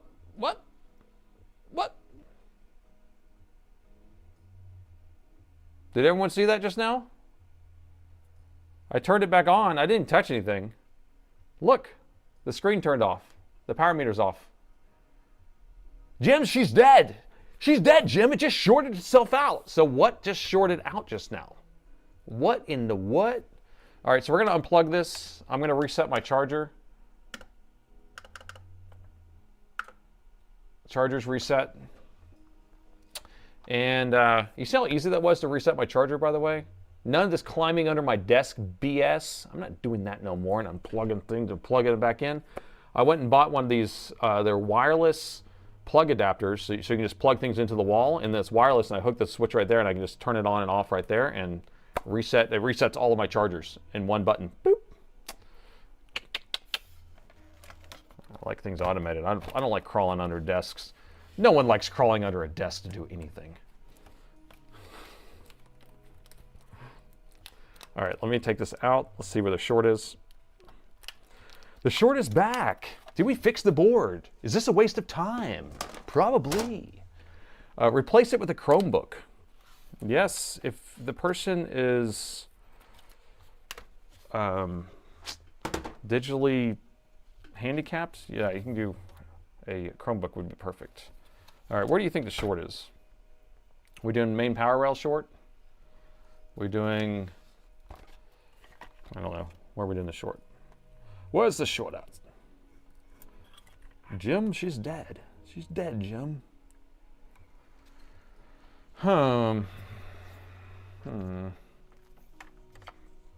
Chromebooks are garbage. Now, Chromebooks are not garbage. Chromebooks are cheap, and they're simple, and they work very well for what they do. But they're cheap. So what can you ask for a $200 machine? You know, it's like I'm not going to complain about that. They're durable. The kids can just throw them around. So I mean, it's kind of a relative thing. Now, if you paid $1,000 for a Chromebook, then it should last or actually work pretty well. So, 21 ohms. 21 ohms. You get 21 ohms. You get 21 ohms. You get 21 ohms.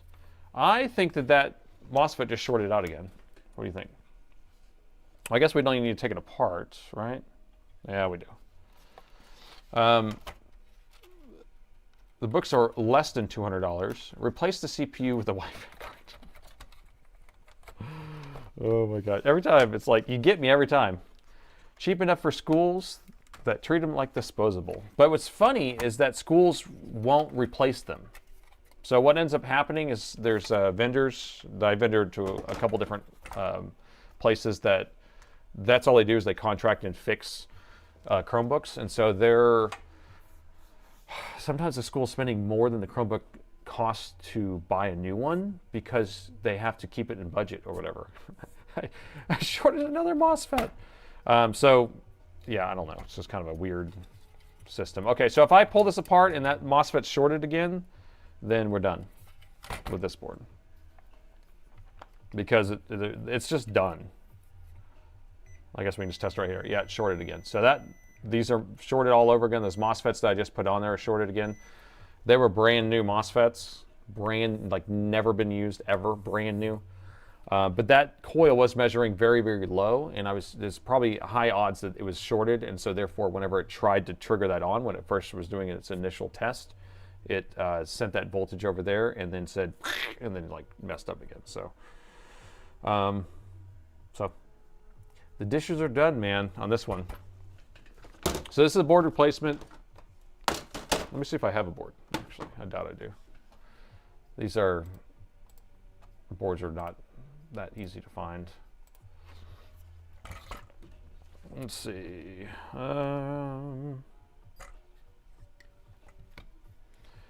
So last time I had this board, it was $700. Now I don't think I've had it very recently because sometimes the prices don't get updated whenever I don't have it in stock. So last time I had it was in January of 2023, and it was in stock for looks like 1.5 days. And so I put it in stock, and then the next day it basically sold. And it sold for $700 for this board. It's crazy. But let me see if there's any other ones. This is a 17R3 motherboard. Sometimes there's different variations. So let's see. 17R3 motherboard.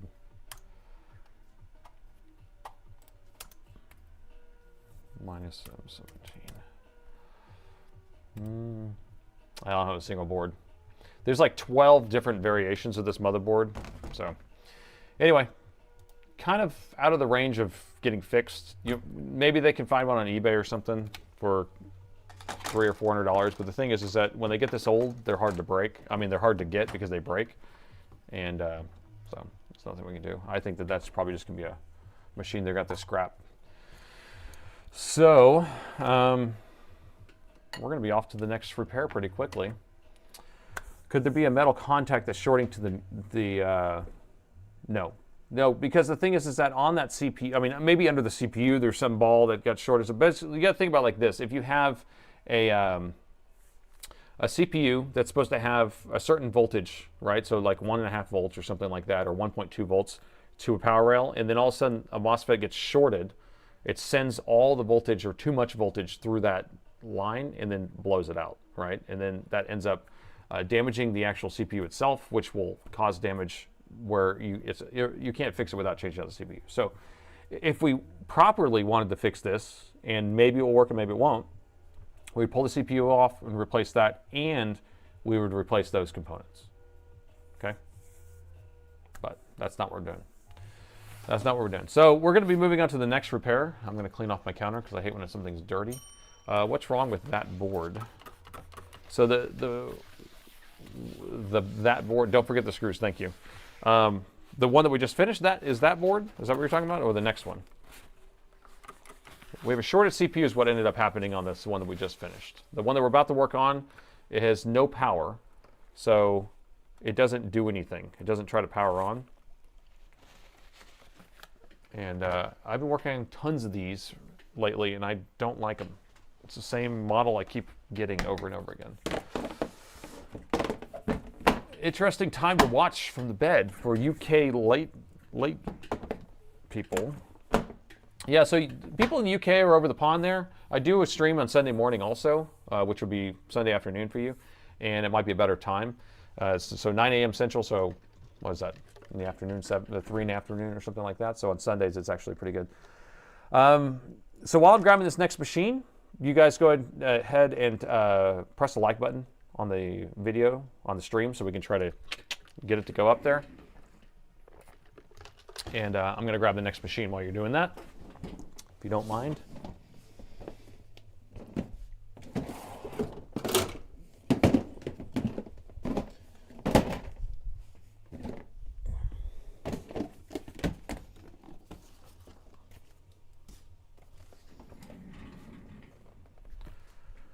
All right, new date, another laptop that needs to be saved, and this time we have an M15 R7. Now this was sent in because the laptop no longer powers on at all. I don't think it gives any sign of life, but I haven't taken a look at this yet. Let's take a look together and see if we can get this one figured out. Now, this message from the customer on this one is, let's see what it says exactly. So the keyboard first stopped working, and then they plugged in a USB external keyboard and worked for a while. And then they used a screen keyboard. What's a screen keyboard? I don't know. Oh, maybe the touch screen or something like that, or a keyboard on the screen to play online video games. And then it restarted for 3 to 5 minutes, and then shut off again, and no power anymore. It was bought early off of eBay in October. Okay, so this is an eBay find. The Tron lights were broken by the previous owner, and the fan connector only will come on in command center. GPU fan. This sounds like a rabbit hole. Sounds like they bought themselves a rabbit hole. Okay, well, that's what we got to do. So, first thing we want to do is see if it turns on. So let's go ahead and hit the power button. And I don't see anything happening here. Now this is going to be the M15 R7, the Intel version of it. I usually see the AMD version of it more often, but the Ryzen edition, so it's nice to see the Intel one because it's a little more reliable of a machine in general, but there's a lot of weird issues with it still. All right, keep an eye on the power meter there. I'm going to plug in the power, see what it does. So 0.06, 0.18, 0.19, 0.18, 0.12. What kind of numbers are those? Those are very weird numbers. So it should not be doing any of the stuff that you're seeing here. 70 milliamps. So what we should see, so let's just say that this laptop's been on and it's just off right now. You would plug it in, it might jump up to 0.06 or maybe 0.1 for a second, like 100 milliamps, and then it should jump down to like 0.02, so 20 milliamps, or 0.01, 10 milliamps. So that's where it should be sitting there resting. Now, if it was a CMOS reset where all the power was out and the battery's dead and all that stuff and you plugged it in, it would jump up and maybe jump around like this for a second and then jump to an amp or two while it's actually starting up. Now, we do have a light here, but we're not getting an error light. I want to wait a second and see if we are getting an error light. So I don't know if this machine was trying to start up or not, but I can already tell I don't like it. I don't like the issue. It could be just like a BIOS issue or something like that, but it could also be something very, very fun. That's very, very hard to identify, but we'll see. We could spend the rest of the night on this one machine. Hooray! This stream is sponsored by Intel, the gift that keeps giving. Careful, rabbit holes may find you a rabbit. Seems like the board has 2 shorts. Well, it has enough shorts for them all. Okay, so it's not doing anything different when I press the power button. That's just sitting there. We're also going to open and close this and see if it does anything different. 0.09, 0.08, 0.07, 0.09. I mean, it might be trying to trigger itself on. Okay, do we have a blink code? That almost looks like it's trying to charge, but seems like an EC issue or a BIOS issue, maybe. Drizzle, thanks for the follow. Or we could actually have a bad battery and it's not charging. No, I don't think that's it. This is a mess. This is gonna be fun. It's gonna be a fun. Intel, the maker of ibuprofen. Yeah, making me a bourbon drinker is what it does. All right, so let's pull the bottom off and take a look inside. We need more screw bend here.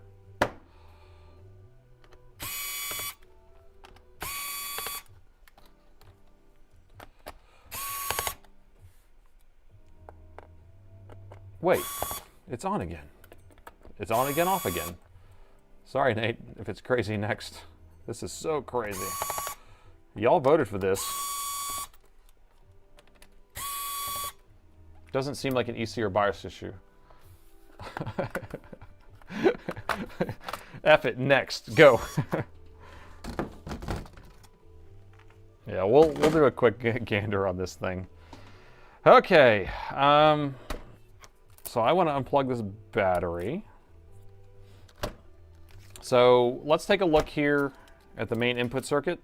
And I love explaining this every single time I do a video. I explain it all over again, but like nobody's ever heard it. But I think this is important, you know, to really get it drilled down to understand exactly how the input works. Because even like my technician, my main technician, I have to go over this with him all the time. And I don't know, at some point he's going to get it, but I don't know. So DC jack plugs in here. We're going to have usually half the leads are going to be a positive, half the leads are going to be negative, and then we're going to have a PSID pin, which is this end one right here. It's usually next to the ground. The PSID stands for, well, what does it stand for? I don't really know what it stands for, but PSID is a communication line for the DC jack or for the charger and the laptop. They communicate that tell the laptop how big the charger is, so the laptop knows how much power it can pull from it. And if it doesn't know how big the charger is, it will only pull 65 watts. So what we want to see is we want to see that we have 20 volts coming through these. Oh no, I hate that error. James, that's the worst error ever. If you see that, that's a CPU error, by the way. So I just plug in the charger. So we want to have 20 volts right here, which we do.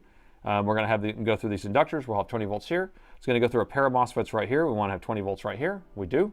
It's going to go through these pair of MOSFETs here. Remember, MOSFETs just act as a switch. They're on off. And we should have 20 volts here. So we have 20 volts coming all the way over to here. And that's energizing this main power rail area.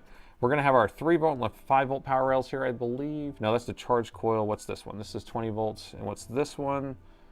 This is our 3.3 volt, or they do a little headroom on it, so it's 3.4. And then this is a 5.2 volt, so it's going to be the 5 volt power rail. So they always do a little headroom on those. So both of those are running. So we have the 3 volt, the 5 volt up and running, and our 20 volt up and running. So we're halfway there to finding what the issue is, right? Because remember I was already saying, this kind of seems like a BIOS issue or an EC chip issue, right? Well, the way that we identify whether it's a firmware issue like that is if the power rails are up and running. If we have all the power rails up and running, then I'd say it's firmware, right? So 3 volt and 5 volt are up and running, and if we plug in the battery, it's probably not going to charge, because if it doesn't charge, usually if the BIOS doesn't work. But let's see what voltage we're going to get on the battery over here. We got 0 volts on the battery. Now, is this battery dead? I don't know. I have no idea. So let's go grab a test battery. And because I specialize in Dell and Alienware, I have a test machine for pretty much every single laptop that Dell's ever made. It's about, how many laptops do I have out there? I think I have 280 test machines, at least. But they're all alphabetized by latitude, XPS. Then we do the Alienwares. We even have the old C series. We have newer ones. I mean, I have laptops back in the 90s. You want me to do a smell test? So, but I do have test batteries up here, so I don't have to go grab it from the back. But it doesn't smell like anything. It smells fine. Nothing to see here. Nothing to see here. M15 R7. Is this it? Nope. Let me grab another battery. It's the right battery, it's just the wrong cable. These things use the same batteries. I just got to find the right one.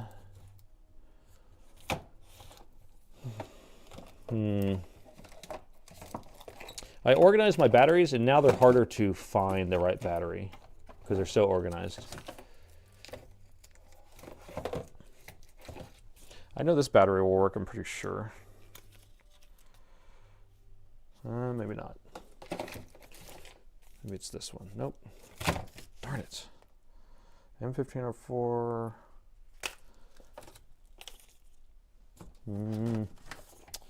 Sorry, I'm just digging through a big box of batteries here. Now, I have them all labeled, but they're just hard to see from the side, so I have to pull them all out.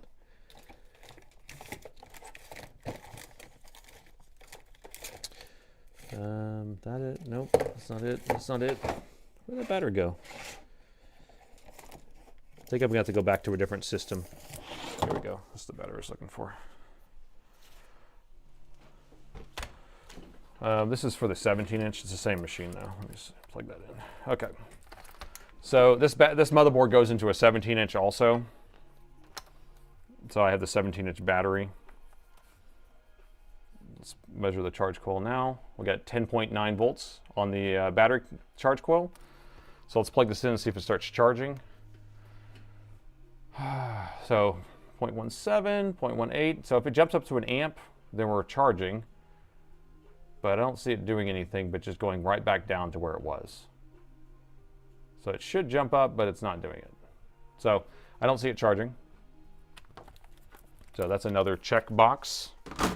And the only other thing that I would look for would be like the 1.8 volt line, but right now it does kind of look like a BIOS issue of some sort. So it's not charging, but the 3 volt and 5 volt power rails are up and running. But one thing that we haven't checked is we have the Wi-Fi card still in here. I couldn't say that with a straight face. And of course, we want to take out the Wi-Fi card, of course. So I think it's firmware. Most likely it's firmware, but we're going to pull the board anyway because we can't access the BIOS from this side. And we're not going to be able to do BIOS recovery on this because the machine doesn't power on. If it would power on and kind of gave like maybe a Dell screen but didn't get past it, then we can actually use the control escape technique. The percentage chance of it being the Wi-Fi is a 6 or 7. 6 or 7. Chef, thanks for the follow.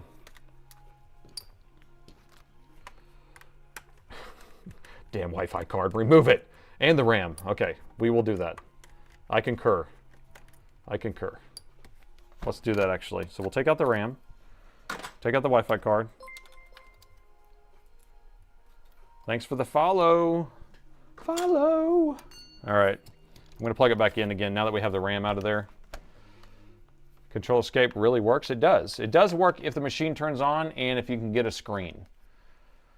But, oh, we went to 0.26 without the Wi-Fi card in there. What is going on here? We're going to have to go thermal on this one. Thermonuclear. Nuclear. So under the thermal camera, we're just kind of looking to see if we have anything interesting. I bet that's the chipset coming on. And that's it. It's just waiting for some instructions. I bet it's just the chipset's on and that's it. I'm going to unplug it and we'll plug it back in and see what spikes to that 200 milliamps. Nothing. That's probably just starting up the power supplies in order to start trying to pull some instructions. Oh, here's something I noticed. I don't know if you guys caught that. Check at that. Get a load of that network card.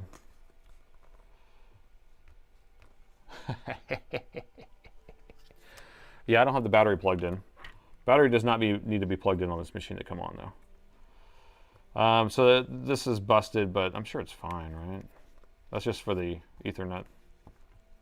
You guys like it? She's dead. Well, new shirt, Wi-Fi mode. New shirt, did you check the Wi-Fi card? Yeah, I probably should change it from the flux capacitor to the Wi-Fi card. Is it the power management chip even? It could be the power management chip. No, but the 3 volt and 5 volt are working, so therefore we're getting the VDD out of the power management chip, which powers the 3 volt and 5 volt buck boost and converters. Looks like a Terminator. Looks fine. Looks fine. Look at this. Looks like China's been here. It's pronounced China. All right, so this is our alien head, but then we have some sort of void warranty sticker that's on top. So this board is not a factory board. Yeah, the PMIC, it should be fine. The power management chip should be fine. And then what else did the guys say? Said that it's the GPU fan stays on or doesn't come on unless you tell it to come on, or something like that. I just unplugged this a second ago. All right, I don't see anything else for right now, so we're gonna pull the board out. Reflections are hard. Alien under warranty. The Alien is under China warranty. We got Kapton tape all through here, so it looks like they repasted and cleaned the fans. We're gonna take all this stuff off. And then we'll look for missing components, because I'm sure that we could have a missing component somewhere too. Because it does even act like a missing component. You know what I mean? We've seen this in the past where the machine kind of acts a little bit flaky, but it's just like some little chip that's ripped off the board. So we could have that and not have firmware. So we're going to have to do a good sweep around the board. What are you saying here? We're not going to ignore that network chip, are we? Oh, yeah, we can just change out this daughter board if you want. Would your thermal camera work better if you turn off the ring light? So the ring light, I had to turn it off way in advance because what it's actually detecting is the heat from the light, not the light itself. So if I show you right here, so you can see that circle in the middle, the light's off, the light's on. Light's off, it doesn't matter, it's just hot, right? So it's detecting the heat. So that's why I kind of just bring it up high and then I move it. So this area is going to be the most sensitive detection. So if I have the light off right now for a little while and maybe even below it, here I'll blow it with my fan here.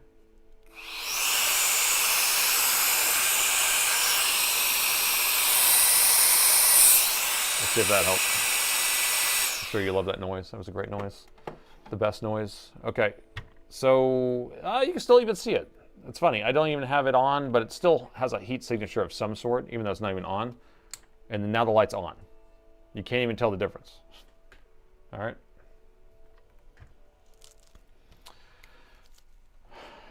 The LEDs get hot under use, yes, because I haven't cranked the freaking bright as hell, because whenever I put the polarizer on, so to make it very, very clear for you, I put a polarizing filter on, I turn that. It's almost like putting sunglasses on for me, so it gets really hard to see for me, but then it's like so clear for you. You guys love it, and I just try to make it so good for you. Blown magnets, lightning damage. Eric. Blown magnetics, lightning damage. You know, right? Yeah, you could be right. So he's saying, I think that they're saying that we have some sort of a lightning damage that backfed into there and just kind of blew that up. It could be. Or it could just be shoddy, someone taking it apart all shoddy. See Nate's hand burning up. Today, I burned my hand, or on that video today. That was hot. Hot. That was hot. Gotcha, gotcha. Woo! Ooh-wee! What's up with that? What's up with that? All right. And the motherboard is out. Now, another thing we want to check is if the board turns on outside of the chassis, because these also have been known to have the punch effect, where if you punch the keyboard, right? If you punch the keyboard, it bends in right here. Do we have a punch? Do we have another punched keyboard? Are you freaking kidding me? God, these people love to punch their keyboards. So if you punch it and it gets bent in right here, it's just a little bit punched in. It's actually, the whole thing's whacked. It's like shimmy shammied. But yeah, right here I can see it a little bit divoted in. Let's see if I can get an angle here. Anyway, so we have the punch effect that bends this in and then shorts out to the board. So we can also test it while it's outside the board, outside the chassis. I punched another laptop. People love punching their laptop. I don't know. How many have we seen where people punch this freaking laptop because they're so mad at it? I don't know. We've seen a lot. So I got a DC jack in here. And we will plug it in outside to see if it does anything different. 0.06, 0.03, and well, that's different. That's definitely different, isn't it? Let's hit the power button. Where's the power button at on this thing? Right there. So this power button is not populated, or they put it as a no stuff, but they have the pads there for us. Just a happy little pad that we can short out. So if you ever see these things where it switches like this, we can just go bloop like this. And then look at the power meter, see if it comes on. 0.04. That ain't enough. That ain't enough. Did bite my keyboard case. Okay, so it's still doing the same thing. So move on. move on to the next test. So let me pull the heatsink off. I forgot what we were even doing. Have you whacked a laptop lately? Forgot what we were even doing. Taking this off. These are not even the right screws. These screws should be like these silver screws, but these are black wafer screws. I don't know where these screws came from. Okay. Yeah, the heatsink screws on this one is usually like these silver ones, like these silver screws. You guys can't even see what I'm talking about. But they're normally these screws, like that, and instead they have it as wafer screws. I've never seen these screws in the heatsink before. I mean, there's nothing wrong with it. Maybe it's an upgrade. I don't know. Maybe we're doing CPR. That's right. What was I looking for? Okay, so we wanted to figure out if put some RAM in it. RAM's not going to do anything different for its powering on right off the bat. But I mean, I can put RAM in it if you want me to plug it in. But basically, we should see it start pulling some current pretty quickly when we do that. But I wanted to check to see if... Oh, the 1.8 was up. God, there was something I wanted to check. I can't remember now. God, oh my God, they went crazy. Is this how you guys do it? Is this you're doing? You see how that's like overflowing? It's like excess. That's too much. Is it gonna focus? Focus. There we go. So you see how thick that is? That's a little too much. I would say that's too much. So the CPU, I know a lot of people work on desktops, so they're used to like, okay, well, we're just going to cover the whole thing. So here's the core. Come on. I'm sure I'm having a hard time focusing tonight in multiple ways.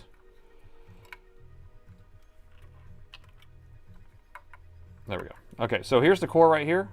This is where you put the heatsink compound, is on there. That's the CPU. This is the chipset. Okay? This is not the CPU, the whole thing. You're not supposed to put stuff over this. You're only supposed to put it on the core right there. That's it. Okay? So somebody is filling up this whole area. And then this one, they put like a huge pile on here. Like I usually would just put like a light X on here. And on this one, I do the line method where I put just a line right down the middle and then a dot right there. So anyway, that's a lot. It's not the worst thing. It's just excessive. All right, that's right. We wanted to look for a missing component. That's what I wanted to look for. Forgot about that. I want to look for something ripped off the board. But they said it stopped working while they were using it. From the bricklayer's point of view, I'd be proud. That's extra cooling. They drowned in it. Focus issues. Focus. Too many drugs. Yeah, it's lead poisoning.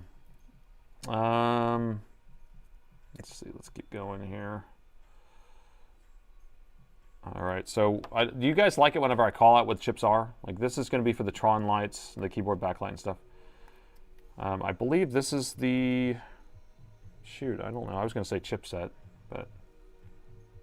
The chipset's actually built into the CPU, so it's going to be over there. So I'm not sure what that one is. I think that's the display port, maybe. These are going to be the VRAM power supplies.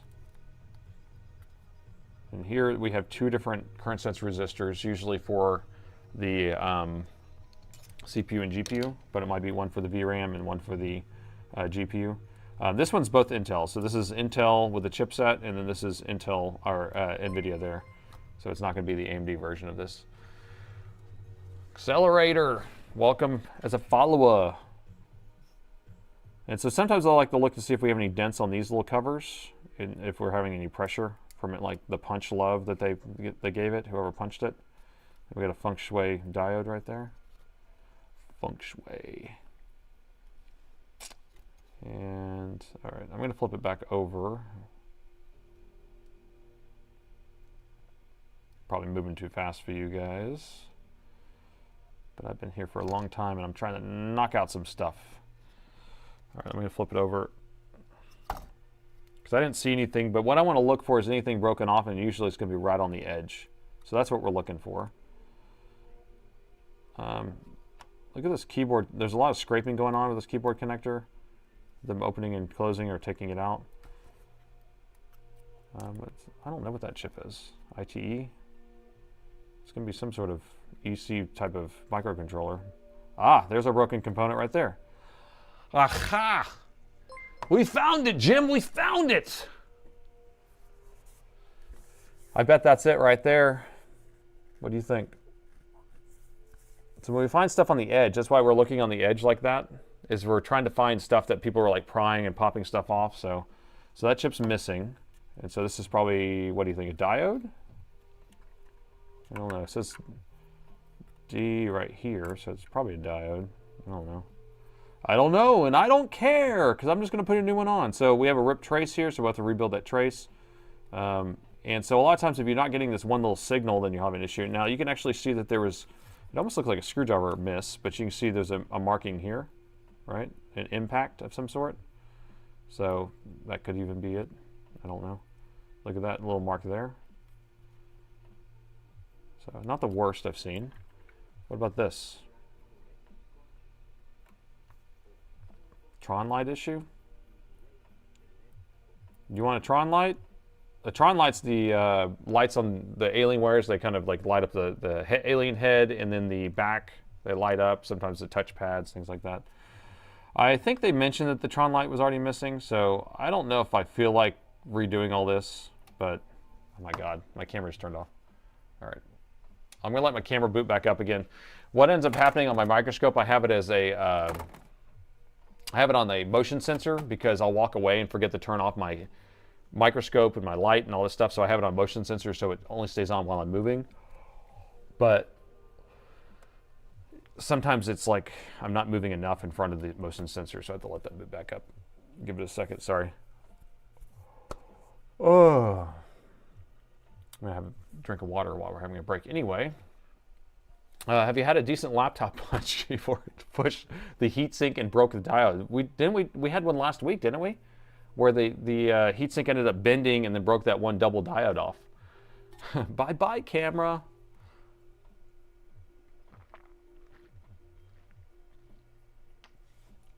That diode controls the fan. Well, then that makes sense, because they said that the fan doesn't work on that side of the board. Well, I think someone's been cheating. Someone has a board view up. Well, that's good. I like it. I like that you have the board view up. Okay, so we can fix their fan issue right there, if that's what goes to the fan. So we'll flip it over and we'll see on this side. So this power regulator maybe goes to that. Where's the fan connector at then? Let's see a fan connector. Oh, it's right next to it. Duh. Okay. So you're saying that this controls that? Okay. All right. I trust you. I love the content. Thanks. Turn the board to the left, the broken chip. Turn the board up to the left. All right. So if we say up to the left, we're saying this is up, right? Correct. And then this is the left. So we'll go this way. Here. Let's try it again. What did I just knock off the board? It's up and to the left. Teamwork is dream work. There's something broken above this, the GPU. The GPU is on the other side. I just want to figure out what Academic is saying. I learned a lot of your stuff. I bid on that laptop, Nathan. Did you really? That'd be funny. Explain why the fan doesn't work. It's, yeah, exactly. It explains why the fan doesn't work. I saw a broken chip 2 on the other side of the board to the left. Okay, so other side of the board to the left. So we're back over here to the other side. And so this is the opposite side of what we were just working on, where there was ripped off stuff.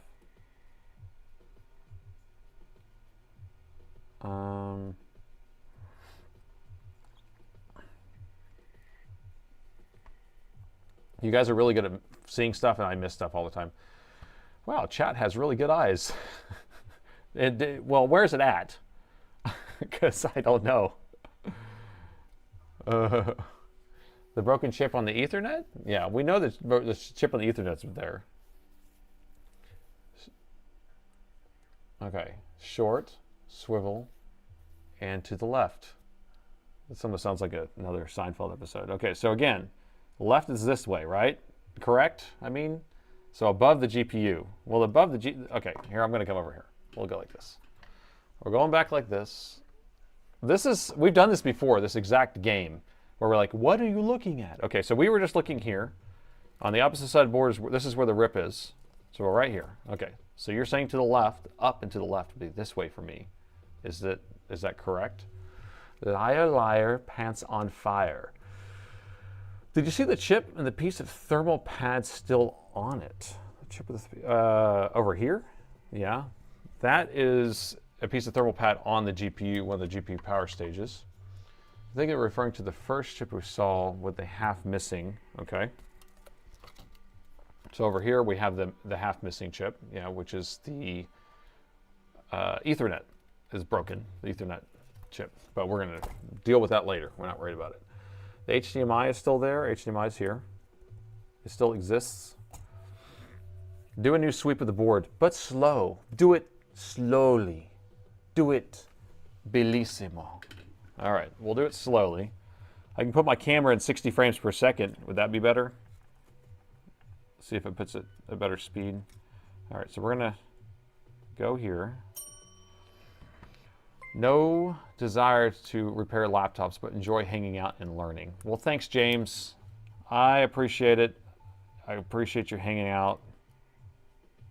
It's not the, it's all part of the adventure, but you don't even have to do the journey, right? So I'm just going to kind of move, and then I'll stop for a second and move again. We've already been through this whole side. I was kind of looking on the other side when we found those other rip things, but I don't think we have an issue over here. This is all under the heatsink. Remove the dot. Oh, yeah, okay. Let's do that. I like that idea. You guys are so smart. So somebody just recommended to take off the daughter boards to see if it turns on, because it should power on without the daughter board. So let me do that. Let's just, because this board should power on automatically. So right as I plug it in, it should start booting up. It's a comedy show. Well, Gordon, I'm trying to be a little bit lighthearted and fun, and that's why I do all the voices and stuff, because otherwise it could be just Mr. Serious or Dry Eyes. I could be very bland. Okay, so we're going to plug it back in with those off there. 0.08, 0.03. No. Okay. Your other left. You're talking about stage left? No soup for you. All right, stage left. I guess, and let me just look, see if there's anything warm over here, just while we have it, so we can flip the board. Okay. I don't see anything there. We should, our chipset's not even on. Usually we would have that little warm on their chipset. I'm going to try to power it on now. Okay, I just triggered the board on. We have a little bit of heat right here on the side of the CPU, I think. Maybe. But no, nothing. All right, let's keep looking for damaged chips. He's gone thermal. I love working on electronics. I just bought a back of water logging, a batch or something of waterlogged Samsung Ultra 21s today. Have fun with that. Well, if you get one of those 21s working, might want to have one. I like those Ultras. Those are good. I use a S22 is what I use, but not an Ultra. I'm not going Ultra.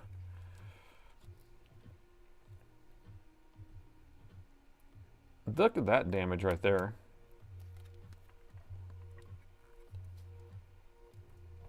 I mean, that's not going to prevent anything, but there is some damage right there on the edge.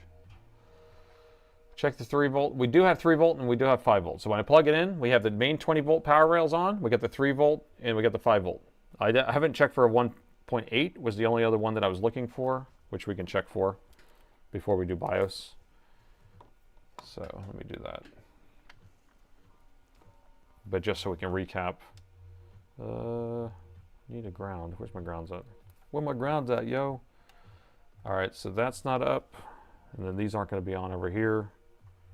And do we have a 1.8? I don't know where the PEX is. Right here, maybe?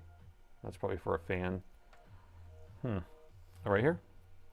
There we go. There's our 1.8. So we have our 1.8. And we have our 3 volt and our 5 volt. So if we have those, then it's probably a BIOS.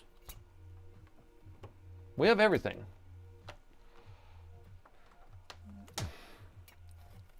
We have everything we need, except for fan control, apparently, and a Tron light. Where we're going, we don't need a Tron light. And we have corrosion. Lots of corrosion. All right, so that's the switch we've been using. That's that RIP chip that does the fan control. And we were going to look at other places for anything else ripped off. That's a no pop, no stuff. Flash the BIOS. I'm ready to flash the BIOS. I don't care. Let's do it. It's going to take like 2 seconds, and then we'll be done. There's a fuse. This is where the alien head. This is the LCD connector, which looks okay. We got fuses out the wazoos, but we don't need them. We don't need to test those right now because we're not even on the screen.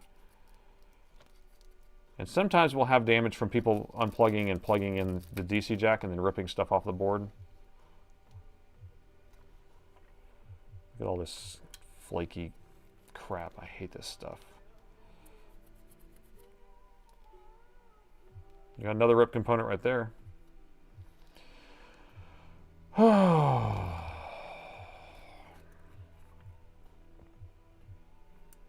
Is that a short?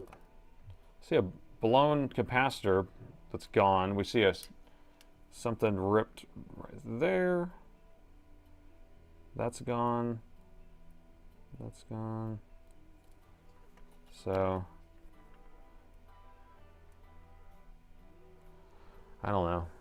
I mean, we're just, it could be any of these little broken things. Poke it with your tool, man. All right. I don't think there's a short over here, but because that chip's completely broken off. There's a capacitor, but this capacitor may be needed for this line in order for this thing to work. There's no short there. Oops. I have it in voltage. How can I measure a short in voltage mode? Okay, so now we're, okay. No short. No short. But we should put that on there. What does this go to? Who's looking at the board view? UZ2. What does UZ2 go to? It's the answer. It's the load switch. Is it really? Are you kidding me? Son of a gun. Are you messing with me? You're probably messing with me. You guys are always messing with me. All right, let me put a new one of these capacitors on here. What size you want to put on here? Any capacitor size you want? You pick a size. You pick a size. I don't just randomly pick sizes. I actually grab donor boards, and then it already has it. Hello. Good morning from Sweden. Welcome. UG53 has a blowout. UG53. UG53. Donde? Where's UG53? UG53. UG53.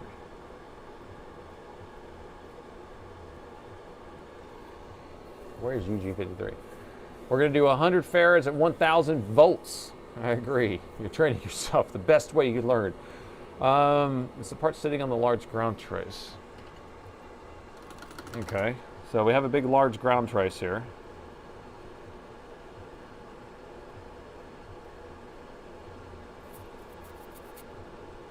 Get some of this stuff off of here.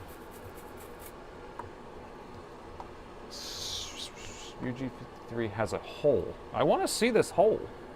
Can you see it right now? Look at this. Look at this damage right here too. Again. Let me dry this off.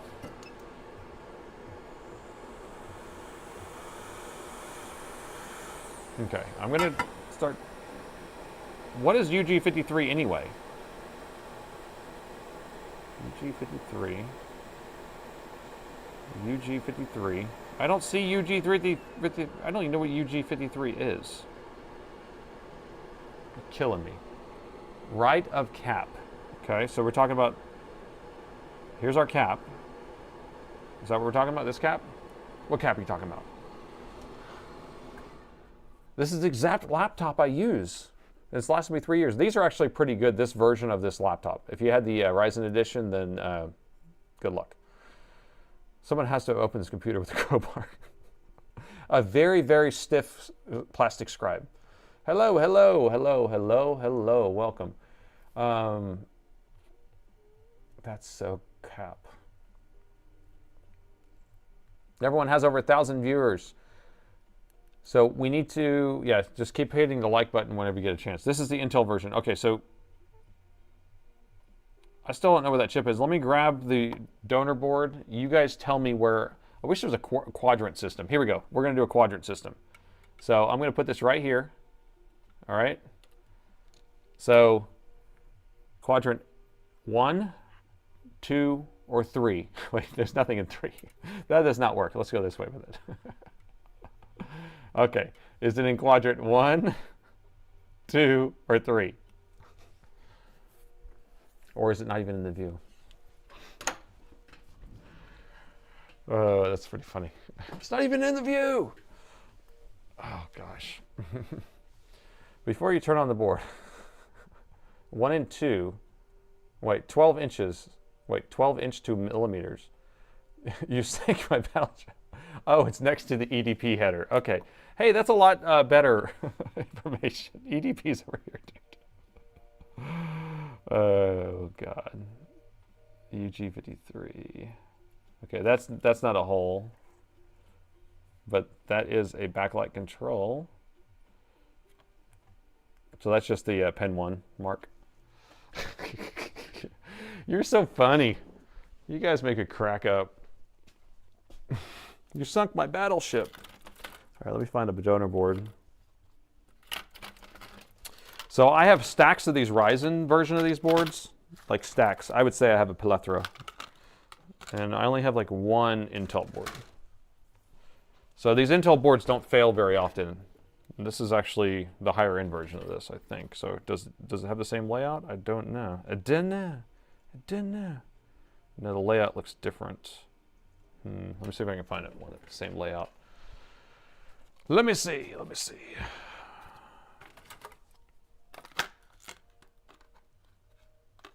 What about this one? This one looks good. This one has a. Oh yeah, this was a fun one. This was a crazy machine that I worked on. All right. This is a different layout too. Yeah, all of these are so subtle, these differences here, but okay, I'm gonna have to keep digging. Give me a second. Do you even know what a plethora is? Do you even know? Oh yes, Guapo, I do. Oh yes. Did we even say that I have a plethora, Guapo? See? Oh, we don't sell beer here. We only sell whiskey. The Singing Bush. La la la la la la la. You guys, I'm quoting Tres Amigos, Three Amigos. If you don't know it, then you need to watch it because we are the Three Amigos. And it is a lot of fun. Well, I don't have the exact board. That's kind of annoying. So we're just gonna have to put a random capacitor on there. Because I literally do not have one. I thought I did. I don't. Okay, the Sword of the Stone. Oh. Or you can do like Romancing the Stone. You ever Joan Weiler? Do you know who Joan Weiler is? Oh, you mean My Little Mule? Oh, Joan Weiler. Okay, I'm just gonna take one of these random capacitors because I'm cray. Crazy for capacitors. What capacitor do I want? You get a capacitor. You get a capacitor. Unless you want to find me one. So physically, these are the right size. I don't know if this is the same voltage power rail. I don't know what power rail that is, what voltage we're on right here. Do you have a plethora of raw dogging? We drop kicked another laptop. You called? You called? Either a 10 microfarad or a 33, which I'm fine with that, but I don't know what voltage it is. That's the issue I'm having. Because this is a voltage rail of some sort, 5 volts, I don't know, 3.3, what is it? Who knows? And then this, if I'm just like, okay, we'll take this one's the same physical size, well, this is 12 volts probably, or 20 volts, you know? That's what we're talking about. A thesaurus? When you think of thesaurus, what is thesaurus for thesaurus? That's pretty funny. 11811.02. You have voltages so you can measure it. Well, I can't measure anything because I can't. Well, 25 will cover it. So we could just. I just don't know if it needs to have a different discharge curve or something like that. We could just put this on and see if it explodes. Look at the schematic. If it was only that easy. If it was only that easy, we should call Dell up and say, hey, let's get a schematic, man. Yeah, it's not generally that easy to just pull up a schematic. We might have one. I have this is the Intel version, and I think I don't have the Intel version. Plus, I don't like using this. So I'm just going to take this rando one right here. What about, should I take this one or this one? What is it? Take this one or this one? They all look fine. They're pretty. Just slap a 20 volt on there and call it a day. Raw dog a 20 volt on there. Yeah, so we just don't want it to be too low, obviously. This is a 20 volt right here, so we know that we have plenty of voltage here. Okay, let's get down in there. Get down. I can't see. I can't see. Okay. All right. Let's clean it up a little bit. That looks a little filthy. A little bit filthy. Properly calibrated capacitor. Oh yes. Proper. Papa. Okay. We need some flux. We need some Omega 559. Links in the video description. So I'm just going to clean this up properly. There we go. Raw dog in another laptop. I raw dogged another laptop. That's funny that, how did you do it twice at the same time? Did you guys really? So someone raw dogged another laptop and someone raw dogged another laptop side by side, one with a dash and one without a dash. How is that possible? Is that 2 accounts at the same time? Are you guys double dogging my stream? You double dogged my stream.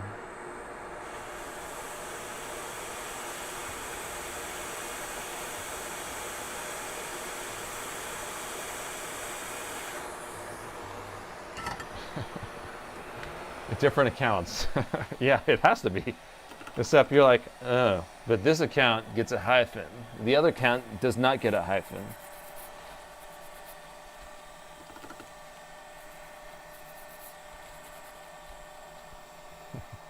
I'm always double dogging your stream. You double doggers. I double dog dare you to double dog my stream. Okay.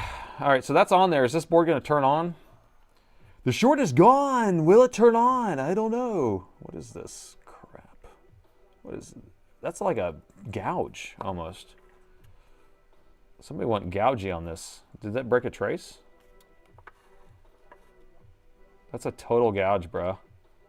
Bruh. Right there. It's like down into the layers. I didn't do it. Can you guys see that? You can't even see it. How am I going to make it so you can see it? I don't know. It's hard to get you to see that, but that's a hole, believe me. It's like a poke. It's like right down in there. It's like someone went, eh. Okay. So I don't know. But let's plug it in and see what it does now. Double dog dare you to plug it in.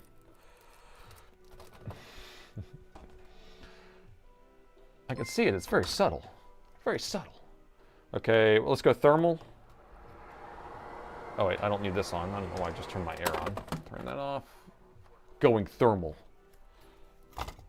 And, okay, so this is still hot for me soldering. I just want to see if the CPU comes on. So you can see the CPU's right here, GPU's right here. Let's see if that thing mattered. Chipset's on. Chipset's on. Chipset wasn't on before, but the chipset is on right there.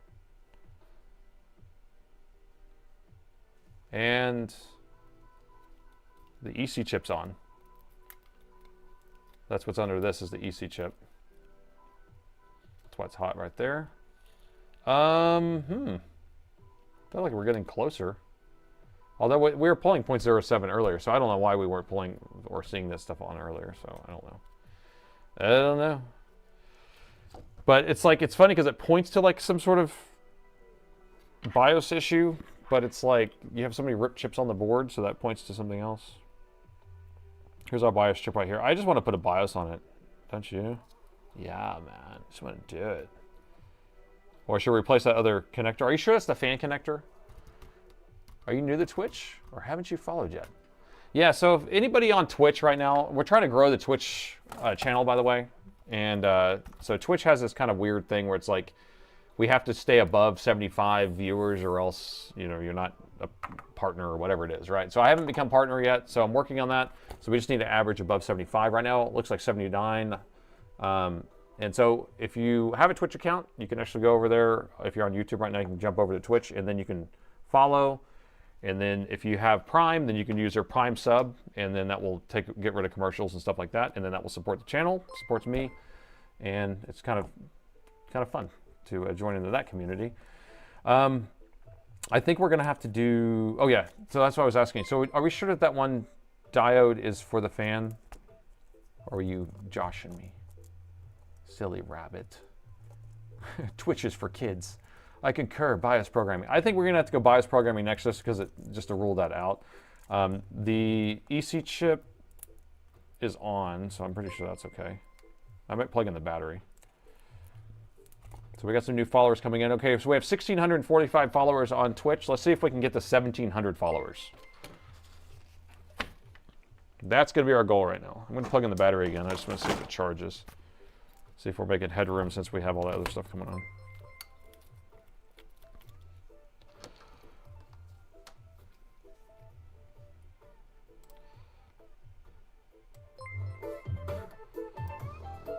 Suspense music while you're all going and doing a bunch of Twitch following here. I'm gonna plug this in, here we go.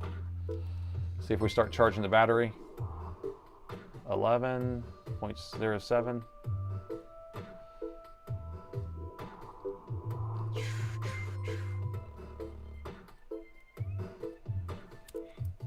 All right. All right, that's not working, so it is gonna be a BIOS next. All right, we got a hype train going, so the more people who participate in the Twitch hype train, the better. So I'm gonna pull the BIOS contents off of here, we'll write a new one, and maybe we'll try to build a new one. Hey, thanks for this Prime subs. Red Hat and, who was the other person? Where are you at? Can't see where you went, but I appreciate you. Okay, so we're just gonna extract the BIOS contents off of this chip that you can't see because I keep forgetting to change my camera views. And what chip is this? It's a 25B256D. All right, and we're just gonna use our chip reader here. Silly wabbit. Chips are for kids. I always enjoy the stream. Build a new BIOS, let's build it. Even if it's a BIOS, because some people find it boring just because I've done so many of them, but the thing is that whenever I didn't know how to do a BIOS, I found it very, very interesting to see other people do BIOSes, right? This BIOS has been done before, bro. Has that BIOS been done? I don't know. What do you... That BIOS has been done. Somebody been messing with my BIOS. Right? Concur? Concurrence? Gosh, that song is so good. So we're just following clues. I see flux coming out from under here. I see that this is just a little bit off to the side right here. It almost looks like it's been pulled off to the side. It's possible that this has been desoldered. You can see a little bit of flux here. I don't see this melted, so they would have to remove this or pulled it out of the way. But it is coming off very easily. And let's see if there's fingerprints. I do this exact thing all the time, by the way. It's my detective work. Let me zoom back out here. So this is lifting up very easy. Do we have fingerprints under here? To see if somebody's lifted this thing up. Well, it did come unstuck very easily. That gum's under there. I don't see a fingerprint.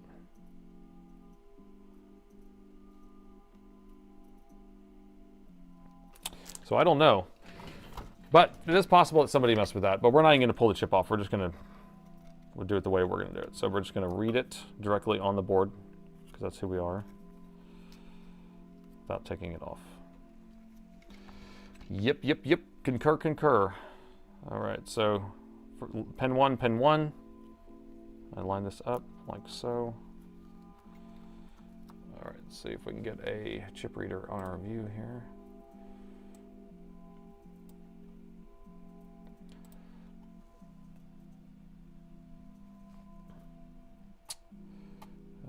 All right, so we need to detect the chip.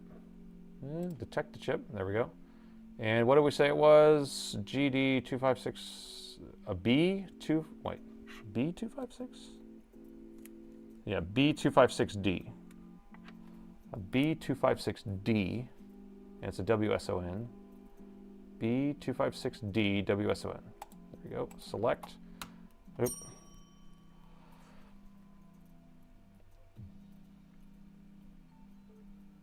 Camera. Oh. Is it not working? Oh. Weird. Okay. Oh, you know what? Screenshot. Hold on. Let me think about this. Okay. Let me think about this. I redid my panel here. Oh, sorry, I can't see this. I redid my switch panel, so I pressed this one button that is usually my screenshot, and I don't have a screenshot here, so let me pull this back up. I'm just going to switch back to my regular screen. Here we go. Okay.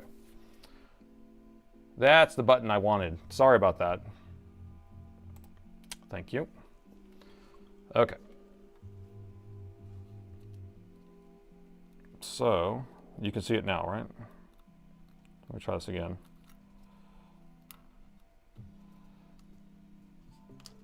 Maybe I can do that.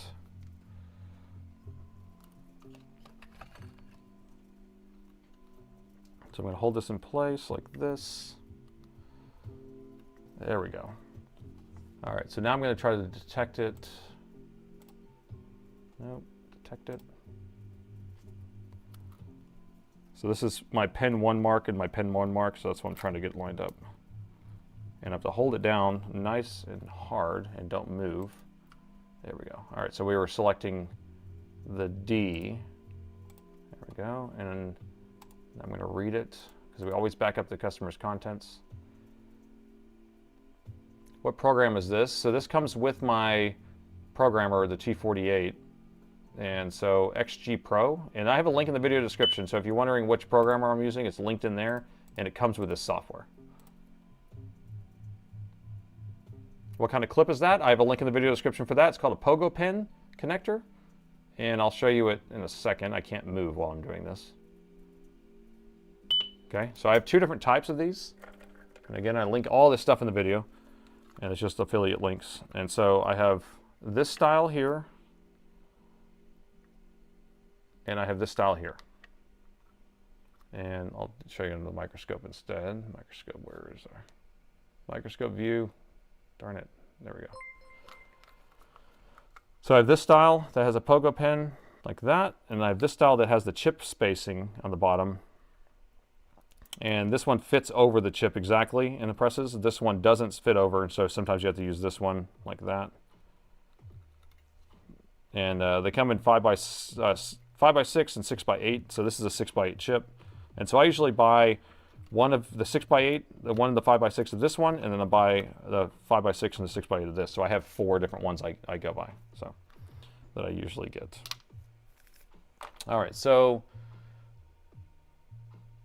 we have the chip backed up. So let me save it. So you can actually see here's all the data in here. And this is the customer's data. We're going to save that. And so what I always do is I save it to a folder called BIOS Backups. And then my routine in general is going to be I name it my repair ticket number, and then the model of computer. So it'll be 15 R7 Intel. And then I back it up with the original. So that way I know that I can always go back to the customer's original if I need to. I save that. All right, so we have a backup of their original. Now we can take this one and actually just edit it if we want. And we can try, at least. Let's see.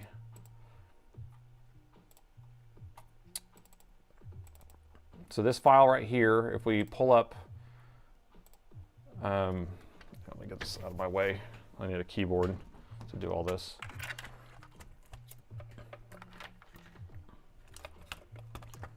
Sorry, I got to get all this stuff set up here. Guapo. All right, so BIOS backups. So we're in here. Oh, that's not where I was going. I'm going to tools. So I have all these tools I've set up here. So I have analyzer, and so we need the ME analyzer because we're going to need to see what version of the ME region it is. So we're going to take that, put it in here. And so we can actually see the ME region. So this is going to be a 16.1 ME region. Oh, these are going to be, 16s are hard. They're complicated to mess with. And this one's initialized, means it's locked to a computer. This is going to be the image, flash image tool we're going to need to use. Now I did see an error down here, so we'll see what it is. Looks like there might be an issue with reading the flash. Looks like adjusted buffer. There's an issue with the buffer, so this might be a bad flash that we might not be able to fix. But we can try just manipulating it and see if we can get it working. But if it's already initialized, it means that it's locked to the computer and you can't put it on any other computer. We want to have this in configured mode or unconfigured in order to make it work on any motherboard. Just for kicks, I want to see if we actually have, if I already have one made. So I just look in here and just see any other M15 R7s, Intels. That looks like I have one here. This is an AMD though, I can tell, because the AMDs are different. So I don't have an Intel already made. So we're gonna have to sit here and mess with this. All right, so that was the first step. So the next step is we need to now see if we could decompose or take apart the file into different layers. So we're gonna go back over to our tools, and all this stuff you search for it yourself. Don't put me in the loop for any of this stuff. I'm not gonna give it to you, and don't ask for it. So we need to go to our fit tools, and we were at 16.1. So we're going to look for a fit tool of 16.1, and it's not in that directory. I got to use this one, I think. So this one, there we go. It always creates these extra folders. We want to get rid of those and not have them in there because we're going to start clean. There we go. So I'm going to open this fit tool, which is 16.1 that we got off of this. It says right here, flash tool 16.1. That's what we wanted. And then now I'm just going to drop the file in here. Like that. If it throws an error, then we're effed, and if we're not effed. So we're good. We decomposed it. If it did throw an error, then we have to do some crazy workaround in order to inject this other ME region temporarily while we're messing with it, but that's all good. All right, so what I want to do now is I want to save this. Oh, is there one already in here? Yeah, I got to get rid of this. Let me get rid of that. Okay, so now let's try it again. So let me see if I can save it. Save it. There we go. Saved completely, or saved successfully. So now it created this untitled file. So what this does is whenever I open fit again, the image tool, then I can open this untitled document and it will open this configuration. But so whenever I loaded our image into this area right here, it actually created a folder and decomposed it into a bunch of regions, okay? So I usually like to sort this by size because it's a little bit easier to mess with. BIOS region is on the top, it's gonna be the biggest. So this is 24576 megs. The ME region is going to be this 3 megs, and those are the only 2 regions we usually change out. This EC region's not generally what I have to mess with, but we may deal with that if we have to. So now we need to figure out where we're going to get these. So I'm going to go to Dell.com and go download a BIOS. So let me do that.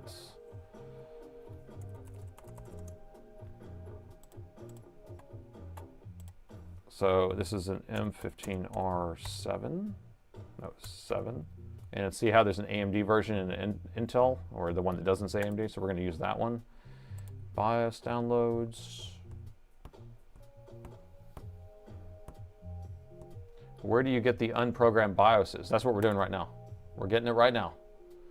All right, so we're on Dell's site, click on BIOSes, coming right here. And so we're going to get this BIOS backup, okay? So if you just go and download this regular version, which is the exe, it will work fine sometimes, but it won't work most of the time. So just do what I do, okay? So I copy this name just so I have the right nomenclature. And then, so there's our RGB file, which is our BIOS backup file. It's for doing BIOS recoveries. And you see how it's 39 megs? And you see how this other one is, well, that's 39, so it's probably the same file. Sometimes it is the same file, sometimes it's not. But anyway, so we're gonna download that. Whoa. And we'll open this up. Okay, so it downloaded it, named it that, but we named, we copied the name, so we're just gonna save that there. So now we've renamed it to this. So this is gonna be our BIOS that is a good file, okay? So we copy that, or I'm actually gonna cut it out of here, and I'm gonna move it into our BIOS downloads folder, which is another folder I have. BIOS, so downloads, this is my BIOS downloads folder. These are all the BIOSes that I've downloaded and extracted. See that? And just for context, these are all the BIOS repairs I've done.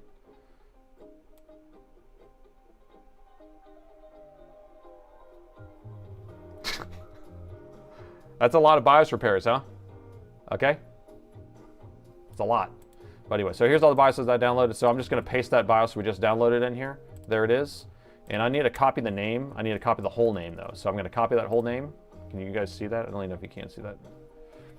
So I have the whole name copied, and then I'm going to use a BIOS extractor. So I'm going to open my command shell. And so let's see, it's going to be, there's going to be a few different ones. These are on GitHub, so you can look these up yourself. Dell PFS extract, and this is not going to work on this one, but I'm just going to show you what it does. So we're going to just try putting it in there and running it. Oh, it did work. Sometimes there's like 5 different ones that we use, so that's just one I use. So I'm not giving you links to any of this stuff, okay? Do you need something to link the BIOS to the board? Configure it. Well, we're about to do that right now, so just don't skip ahead. I do see an issue though, so we can see that we have 2 different extractions here. So I'll show you in a second here, but here's our extracted folder, here's our firmware. So it extracted 2 different versions, and is Lead Farmer here? Because he can usually help me with this. We have 2 different versions of the BIOS based on what CPU it has, or what version of the something. Not 100%. I still haven't figured this part out. This is kind of I kind of shoot in the dark on it usually. So, but in general, you only have one folder that comes out here, and I can just come in here and firmware, here it is, right? And I can sort, and look, there's that file, and there's that file. Those are the 2 files that we had in our decompose. So this is the customer's extracted BIOS from their motherboard, and this is the extracted BIOS from Dell's website. 24 megs 576, 24 megs 576, and then this is going to be this is an unconfigured, and we can open ME Analyzer and I'll show you. Here's the ME region, and if I run it in here, Here's an unconfigured, so it's just configured instead of initialized. ME region, that's the same one. Okay. Why are so many Dell machines have obscure problems? This is a Windows issue. Microsoft is pushing out Windows updates that are bricking machines. Now this machine, I think someone else did some crazy shit to it. But so we're just going to guess. We don't know which one of these BIOSes are going to be correct out of these two. A P and an E. Oh wait, PG versus EG. Okay. So these things are sold in this thing called PG and this thing called EG. E is going to be high-end graphics, and PG would be, we always just say poor graphics. So, so depending upon what GPU this is, I bet that this is going to be the higher end or lower end. So let's just take a look. And you guys are going to have to help me look this up. Where's my microscope here? I need a wipe. Tell me what GPU this is. This looks like it's going to be an EG chip. A1, E3A1. So it's a G20 E3A1. What is that? I decomposed another BIOS. I'm going to say this is a 3060. Could you code vive the blank? I don't think you can code vive this or vibe code this. I hear that it's becoming an issue with companies like NVIDIA. I mean, there's so much vibe coding because people think they're, thank you, Dave. All right, so this is a 3060, and I believe a 3060 is EG. BGA. Bell, thank you. Thank you, Premise. Okay, let me think about this. PG, okay. So these don't come in.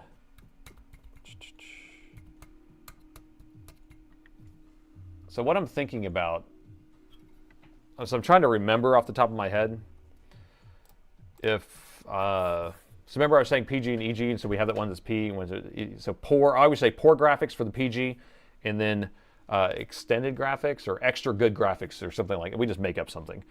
So whenever we're selling like palm rests for this, there's a different palm rest. When we sell heat sinks, there's a different heat sink. And actually, the heat sink will tell me, which is a good point. 125 watts. 125 watt. Sometimes it will put EG on here. Well, it says GN20E, so maybe that means EG. So let's just go with E. Extra good graphics.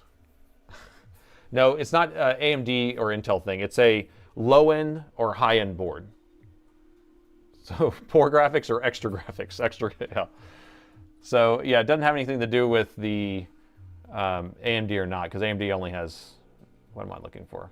I can't even remember where we just were. Here? All right, so we're going to go with this one. Okay, shall we? So we're going to say that this is going to be the one. We're going extra good. So we're going to take both of those out of here. Okay, copy. And I'm going to go to our decomposed and paste it in here. So now we have our files lining up. And all we need to do is rename it properly. So this is the name that the BIOS program is looking for. So I'm going to copy that name, and then we'll gibberish it out. And then I'm going to rewrite it over this one.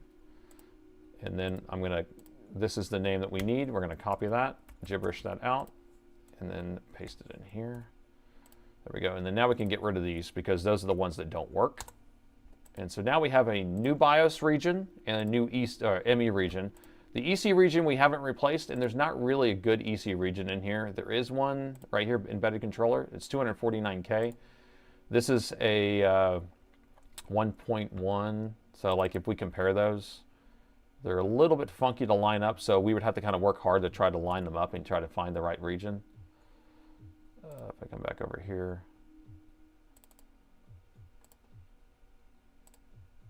So like the startings are the same, but if we take these startings, actually I'll use this one. We take this starting here and copy that. My computer's acting a little bit slow. Something's going on here. I don't know if something's hanging. This one, yeah. So find. It might be this program that's lagging, but it feels weird. I feel like I'm about to crash. Okay, so we searched. So there's a couple regions that actually start the same there, but we want ones that will match up. And so that still doesn't match. We're going to go to another region. So there's two regions that look the same there, and maybe you paste them in both places. I don't know. Anyway, I don't think we need to deal with that, the EC region part. So we're not going to worry about that for right now. So now that we have both of those replaced in our replaced here in our decompose area, so now we can go back out and reopen our image tool. So we're going to open our fits tool back up. We're going to open the file that we saved, and which is this one. And then that's going to reload the image files out of that folder where we copied that stuff in there. Have you ever successfully swapped 3060 to 3080? I've actually never successfully swapped anything. How's that? Any CPU or GPU? I've actually never tried to swap a GPU before. I've only done CPUs, and every single one I put on worked better than it did, but it still didn't work. All right, so now we're just going to build the image, and then now I can exit. There's our new image, brand new image, never been used. So we're going to cut that out of here because I don't like keeping it in this folder. And we're going to take it back to, the bridge right here, and we'll paste it in here. So we're going to call this, name it correctly so you know what it is, okay? So we're going to call this M15 R7. Don't just say like, new image, edit, or whatever. Like you want to know what you can search for later. Otherwise, you're going to have issues. Like, believe me, because I have so much stuff in here, right? So then we're going to say clean ME because we put a new clean ME region, and I'm going to say new BIOS because I put a new BIOS region in it too. And then the other thing we could do is if we wanted to try like take out like the service tag or something like that, you can actually find the service tag information in here. But we don't need to on this one, but we could clear the service tag out of it and then make it where you could put it on any machine with a new service tag. I think it's this search I made. Is that it?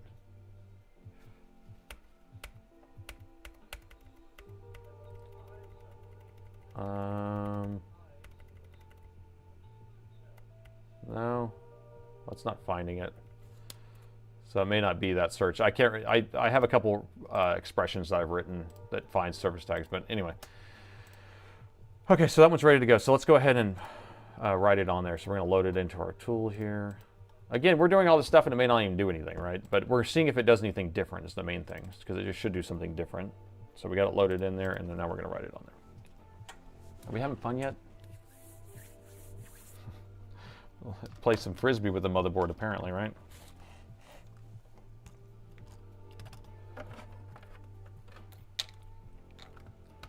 What time is it? 8:51. All right. I doubt the guys in China replaced it. Oh, that's right, because it's a Chinese board. I forgot about that. It's a China board. Okay, so we're going to put that there.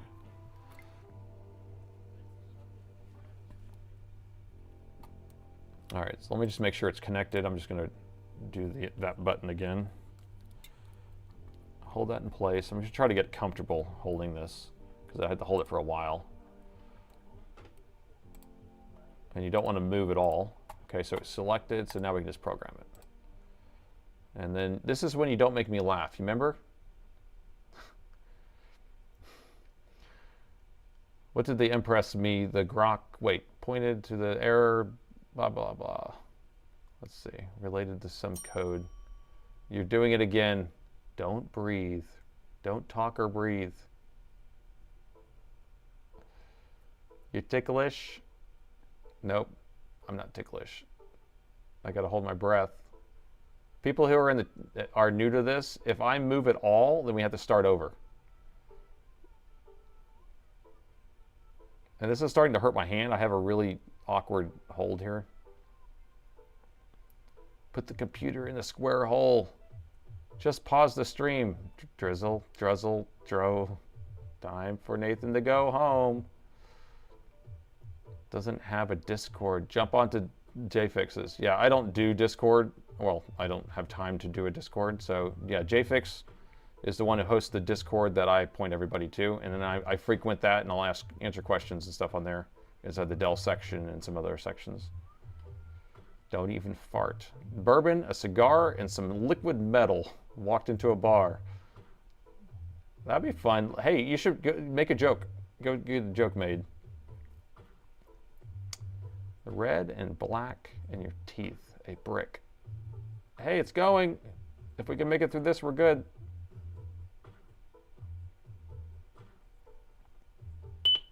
Woo! Hoo-wee! We did it. We did it. Okay. So, we saved another BIOS. A proper nice BIOS. Proper nice. Oh, okay. So, just a happy little beep. All right, so we should be able to just plug this in and it just goes. It just works. If that's the only issue. But considering we found multiple ripped off components on the board, I would say low probability, but here we go. Are we ready? 3, 2, 1.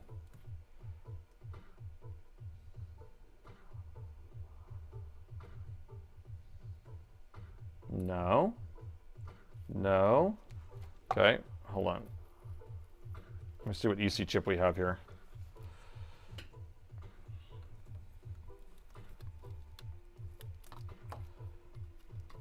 Yeah, so this is a Novaton. So this is going to be one that's programmed by the BIOS itself. So we definitely don't need to worry about programming the EC region because it's going to be programmed by the BIOS itself. And so it's not even getting to the point to do that. Let me make sure that this is when you start saying rabbit hole again. We keep getting rabbit holes. Why? Because that's how repairs are sometimes. It's real. If everything was roses, rainbows and roses. Just going to measure this BIOS chip. So right as I turn it on, you get 3.4 volts here. And that's how you can tell if it's supposed to boot immediately. But we are missing something. We're missing something somewhere. Let's go back over to that one capacitor we replaced, because the BIOS didn't fix it.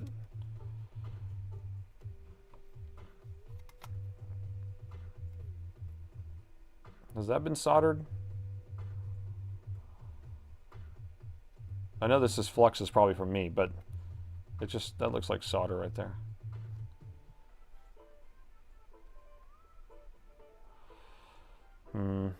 Okay, so that's the component we changed out.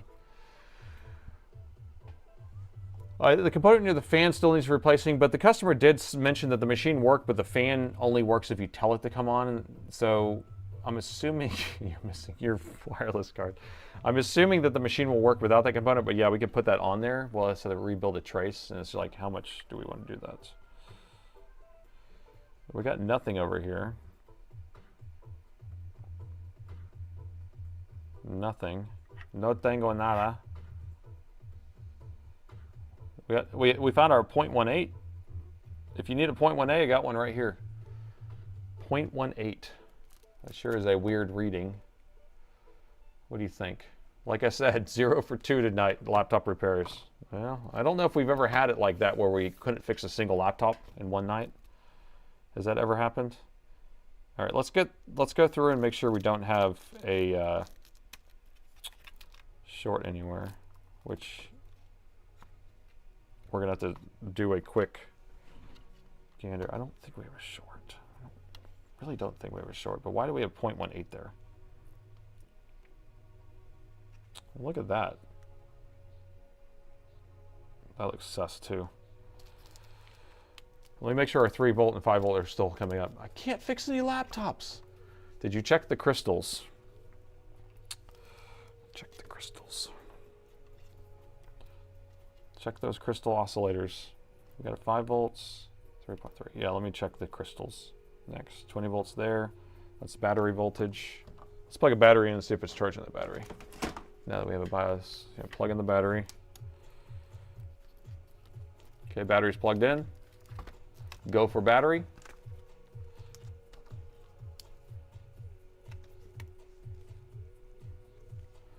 Battery's plugged in.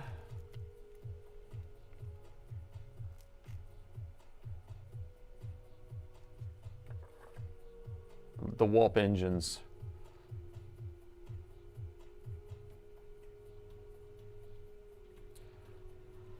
We got like 1,281 people in the stream right now, which is pretty good. What's our like ratio on that 1,281 stream people in the stream?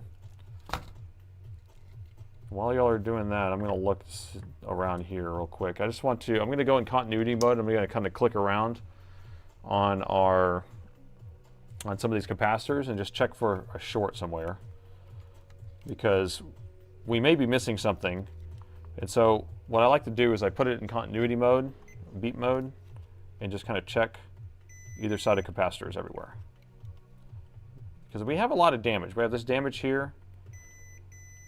And it's like this, is this shorted right here? Nope, it was a false short.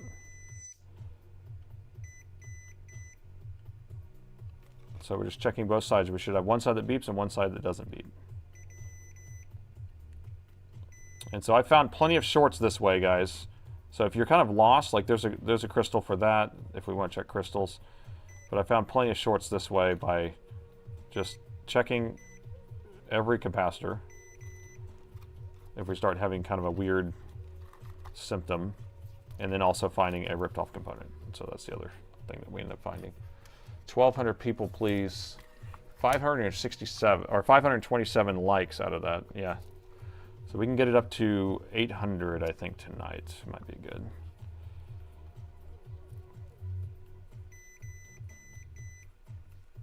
And if you're new here, I don't know how many people are new here, but I do these streams twice a week. So Sunday morning at 9 a.m. and Wednesday evening at 6 p.m. This is Central Time, by the way. We got 10 ohms over here. 10 ohms might be right.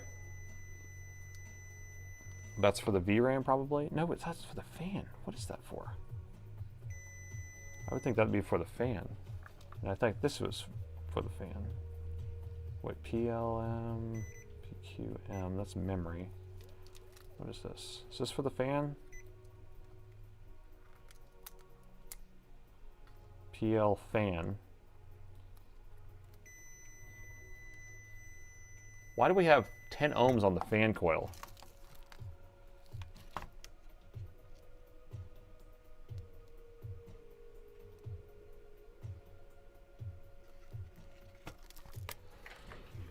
Come on, 800 likes, people.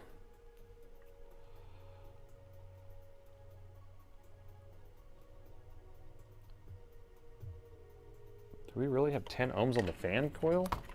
Or is that not the fan?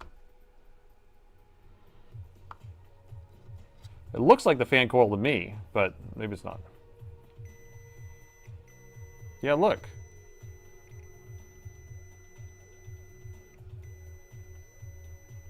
Look at that. Am I onto something? These both can't be ground, by the way. So which one you got? I would say that this is probably ground and this is probably a positive track, possibly.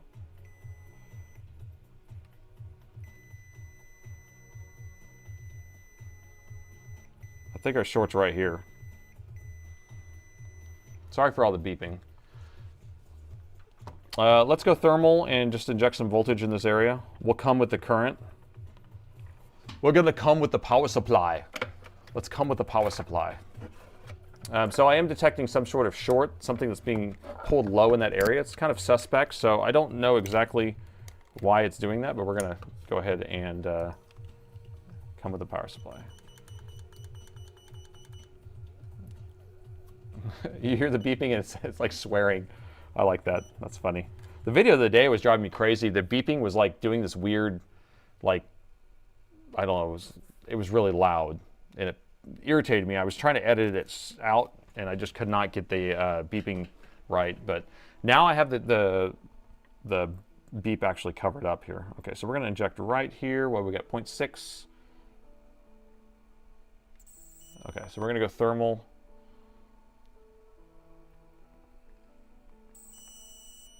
Oh, it's right next to it. That's hilarious.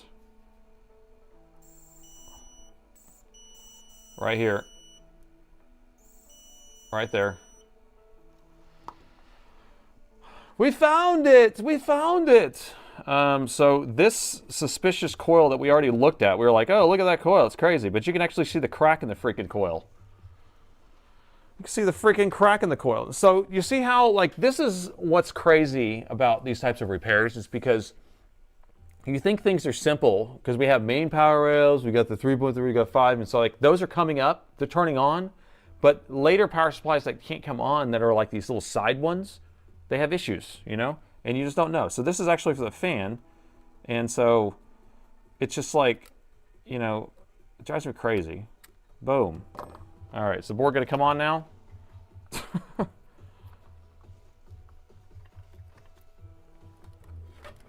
I will replace it with a new one, but it's just like, really?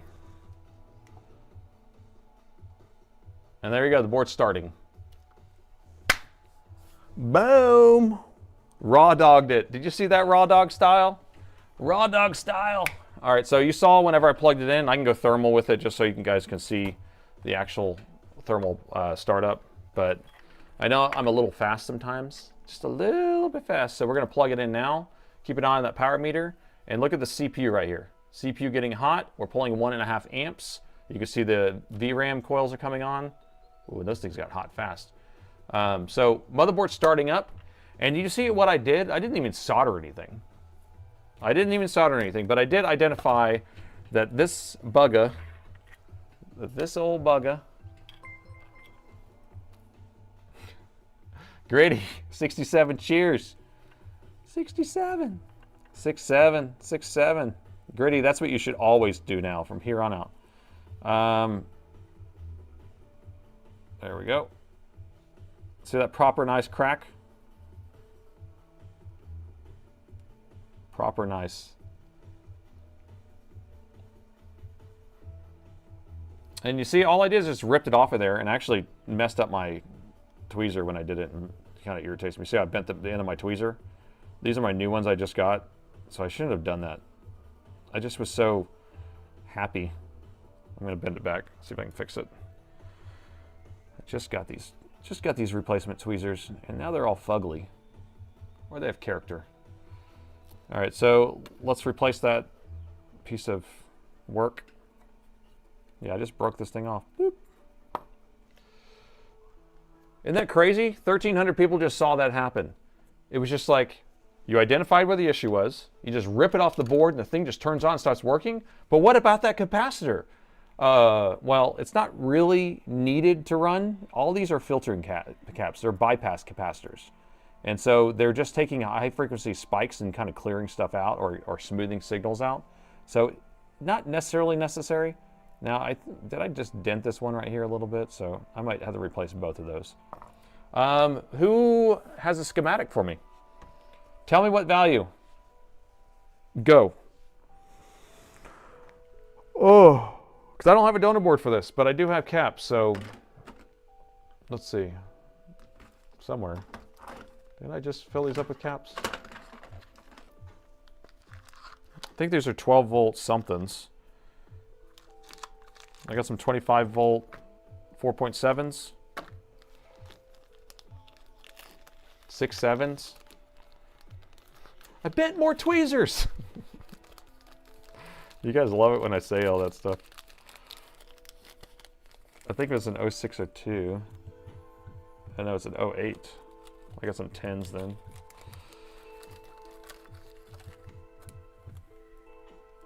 Got some 10 microfarads. 33s. Yeah, these are some 33s. Man, these things are huge. These are even bigger than these. 100 microfarad. I don't have 100. Pretty sure 420. 420 or 69 or 67 or 67. Where'd the middle cap go, bro? Well, bro. Hey, we got a gift of membership. Thanks, Lone Star. Thanks for the gifted subs. Thanks for that. So there was only one here. They didn't have the rest of them here. It was an idea. They were like, we should put them there, but we decided not to. So we only have that one. I'm just gonna put it on here, or I can grab some off another. Actually, let's see what this board has.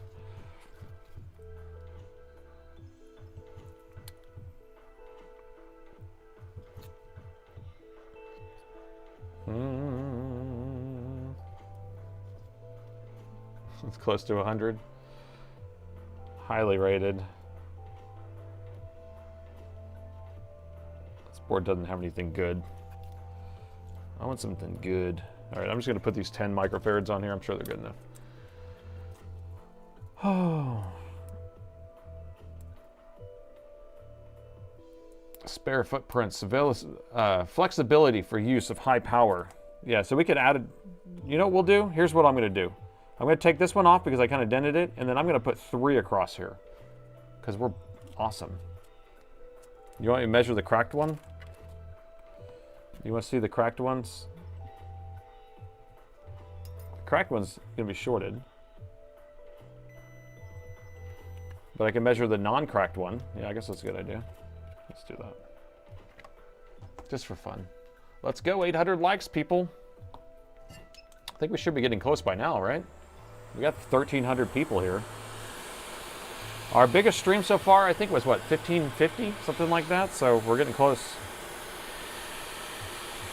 But Twitch is still sitting there at 81, 90 people. Thanks for the membership, Lone Star. Sharing is caring. The Care Bears always say that, right? He cracked another one.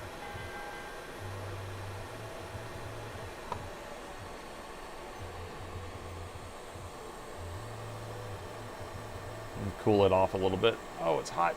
It's hot. We got a donor board member. The Tech Flipper is the donor board member. Thank you. Love my donor board members. Shoot. 20 microfarad? 20 microfarad it is. Okay, so if that's a 20, then, and I have 10s, oh, it's a 22, and I have 10s, it's a, when you put them in parallel, they add, right? It's not like a resistor where they subtract or average, right? So capacitance is additive in parallel. Do I remember this correctly? Thanks, Sam, for the 3 months donor board member. Keep up the good work. Thank you. Parallel adds capacitance. Thank you. I just wanted to make sure that I was like on the same page. Okay, so if we had 2 20 microfarads, then we could put 4 10 microfarads. And Bob is your freaking uncle, bro. Because we had it, right? There was 2 20s here, and now we're going to have 4 10s.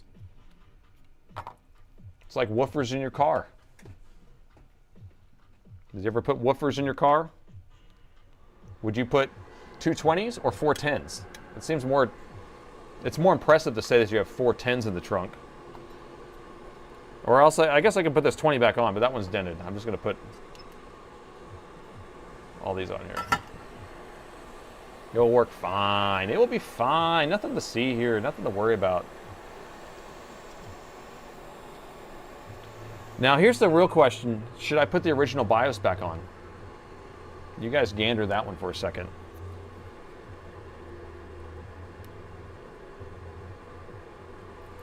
Now, why would I put the original BIOS back on? What if they have BitLocker? And I stole their BitLocker key because it's in the other BIOS. You know? They won't even be able to log into their Windows anymore because Microsoft owns their data. Nah, it's too much work. Well, it depends. Like I said, if they can't get into their Windows because they don't have their BitLocker key, then I'll have to put it back on.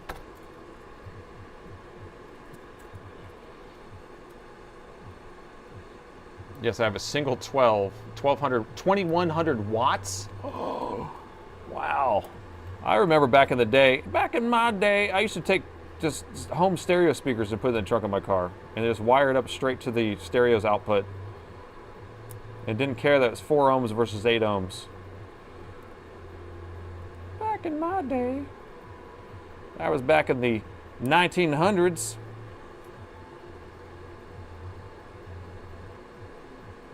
Do you guys all remember the 1900s?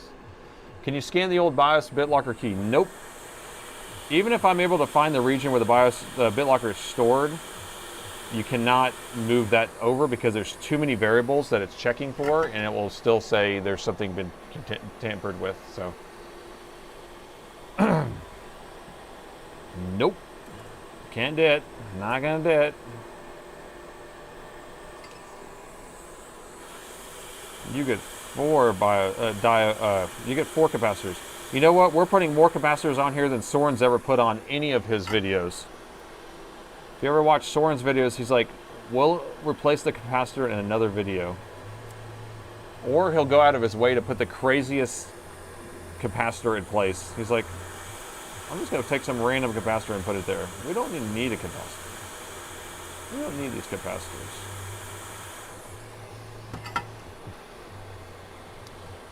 The BIOS-bin will be contaminated. Well, when we put it back on, it'll be fine. It'll work. I've done that plenty of times. But if we don't, I mean, we'll learn momentarily if they have BitLocker or not, and then we'll have to go back. Get in your home. Get in your home. All right, so I got them all tacked. Let's just pretty them up with some Black Horse Flux. Nice and purdy. Come on.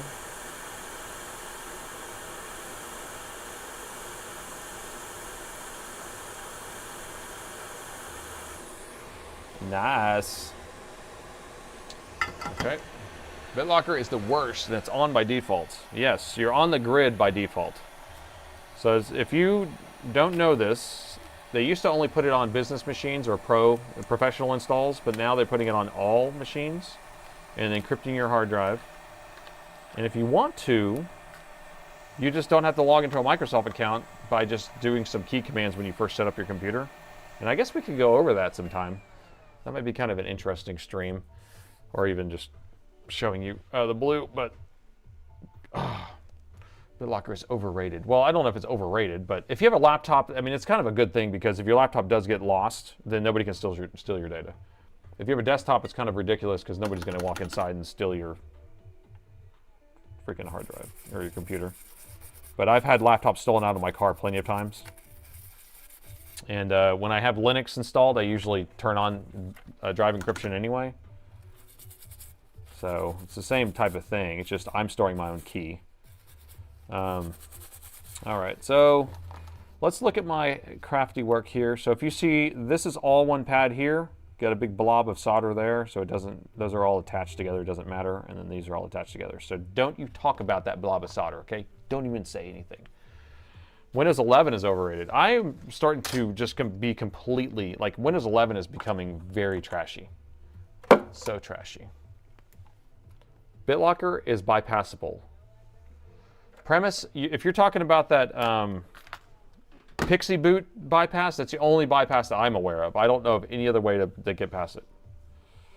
Not secure at all. Well, Premise, you're going to have to talk to me about that, because if it's the Pixie Boot thing, I don't know if that's the only one, but there was a workaround that somebody figured out how to do that.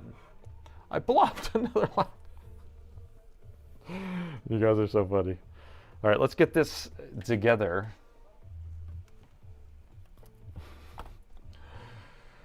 I'm glad I'm going to be here for the record tonight. All right, we're almost there, 1368. All you have to do is click a bunch of likes on the video, and then it pushes it out to more people, and then more people just randomly show up to the stream. So this is if this is your first stream twice a week.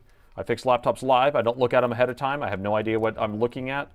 The people in the chat vote for what I'm going to work on, and then we figure it out live. So I do that Wednesday evening at 6 p.m. Central and Sunday morning at 9 a.m. Central. And look, I'm going and I'm putting the correct screws in here. Should I put their wafer screw? I'm taking it back off anyway to do the heatsink compound later, so don't worry about it. Live from Tennessee, welcome.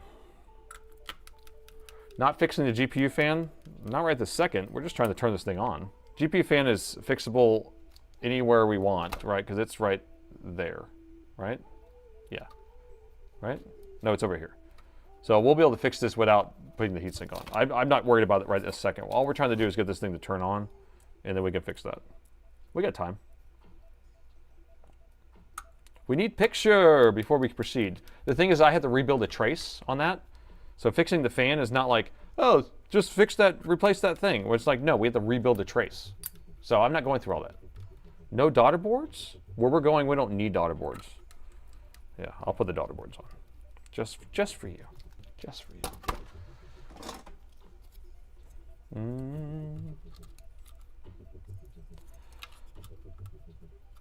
Which daughter board do you get? You get a daughter board. You get a daughter board. That's the Wi-Fi card. I was trying to put it in the Wi-Fi card slot. You should have told me better. Back to the Future. Yes, you'll hear lots of that type of references here.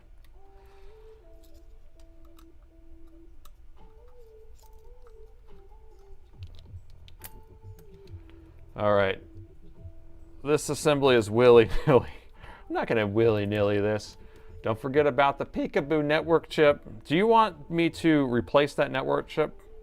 I don't know if I have one to replace it with, though, is the problem. But I don't think it's bad. Blob's your uncle. That's a good one. Wait. Wi-Fi cards? It's all the Wi-Fi card? Not needed. It's a willy-nilly setup. A dingo ate your baby. Okay. I just want to see picture. I want to say it. I want to say it. Because this was not the easiest fix, right? When people are looking at it, and then I don't know who would have given up by now, because how much time did we spend on it? I don't know, 2 hours or something.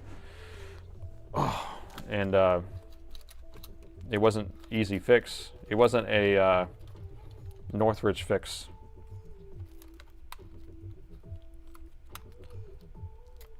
These types of fixes, sometimes I just want to send to other repair shops that do this type of work and then see if they can fix it. Even though I know it's wrong. A tester. I'm having a hard time getting this thing in there, and I don't, what happened to my tweezers? Can you see them? What happened to my tweezers? You're killing me, Smalls.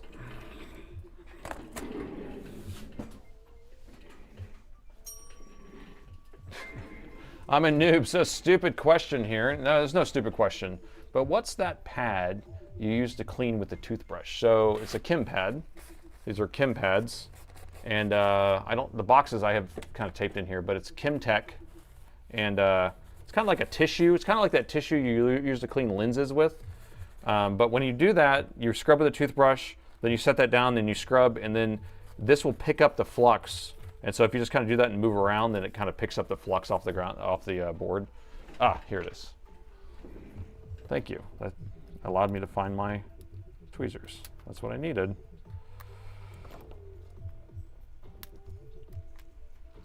You've seen the quality from some shops. Yes, believe me, I got a couple videos come down the pipeline that are whack, bro. So whack. They will come out soon. They will come out very soon. Okay, what's that?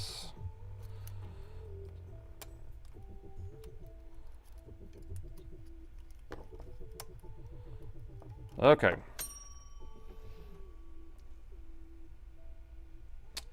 Pad link description is out of stock. Which pad link? Pad link description. Pad link description. Pad link in description is out of stock.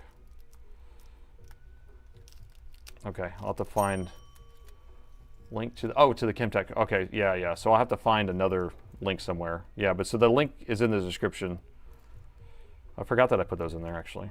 Thank you.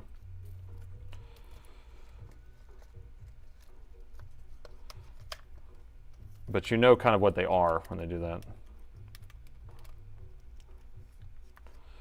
Whenever I link it that way. I like how you shortened it. You're like pad link. I'm too cool, man. Just pad. It's just pad for me.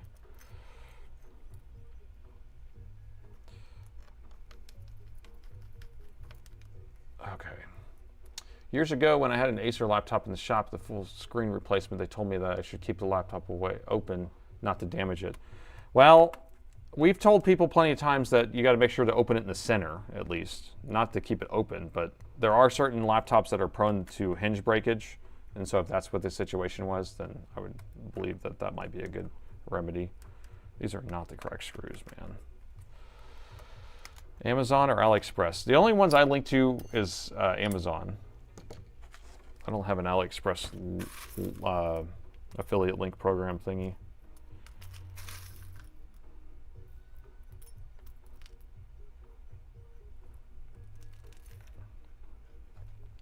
TP is cheaper. TP is messy. You don't want, so these things don't have like fibers coming out of them because it's not toilet paper. It's like actually kind of structural. Like if I pull it, well, it ripped just now. I mean, maybe if you found the right type of material, like a chem pad. We're almost there at 1429 for viewers. We need to get to 1550, I think, to break our record. We're almost there. All right, so let's see if this thing turns on. Enough waiting around here. Let's plug in the battery. So we went through, we did find a couple ripped chips. We replaced one. We found a shorted component. We rewrote the BIOS. We did a bunch of stuff, right? And we still have to go back and fix the fan. I hear a fan on full blast on this side. And this fan's not on at all. This fan's on full blast. So I'm assuming that because the fan can't detect what's going on, then it will just put it on full blast. And did anyone catch it? Usually you guys are pretty good at catching my mess ups here.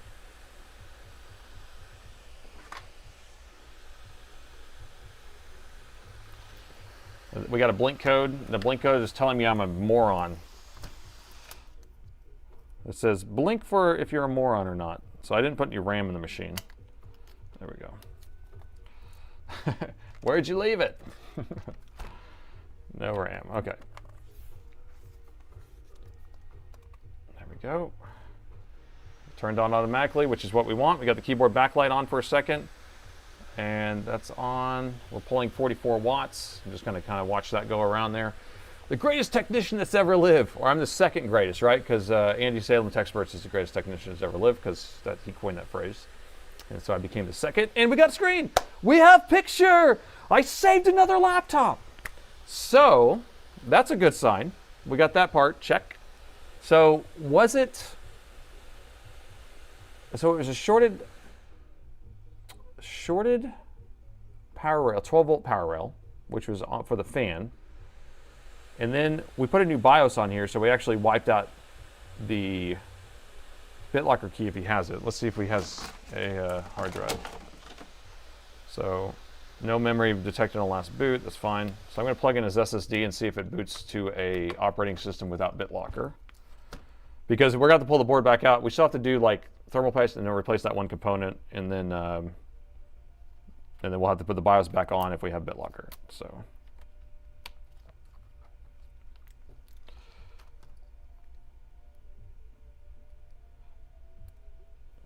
you guys ready for this? Dun, dun, dun, dun, dun, dun.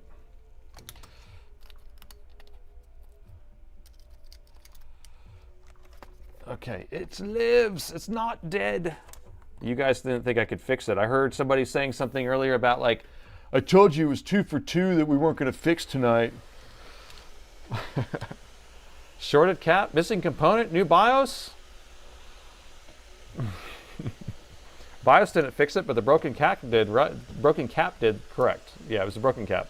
So it was a shorted capacitor shorting out the 12 volt power rail, which was on the fan, and then that fixed whatever it was trying to start up. It was actually, that's why you would see like a little bit of current, like it's trying to start up a power rail, but it doesn't. Usually you can see that under a thermal camera, but we didn't see that. Man, that knows exactly how he sounded. Okay, so let's see if it's gonna boot. Let's see the circle. See that circle? It's like a circle. It has no start and has no end.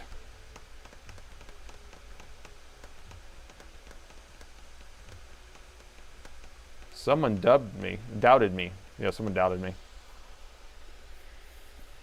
Put it in the boo box. What's a boo box? There we go. We got the circle. So we don't have BitLocker. Yes.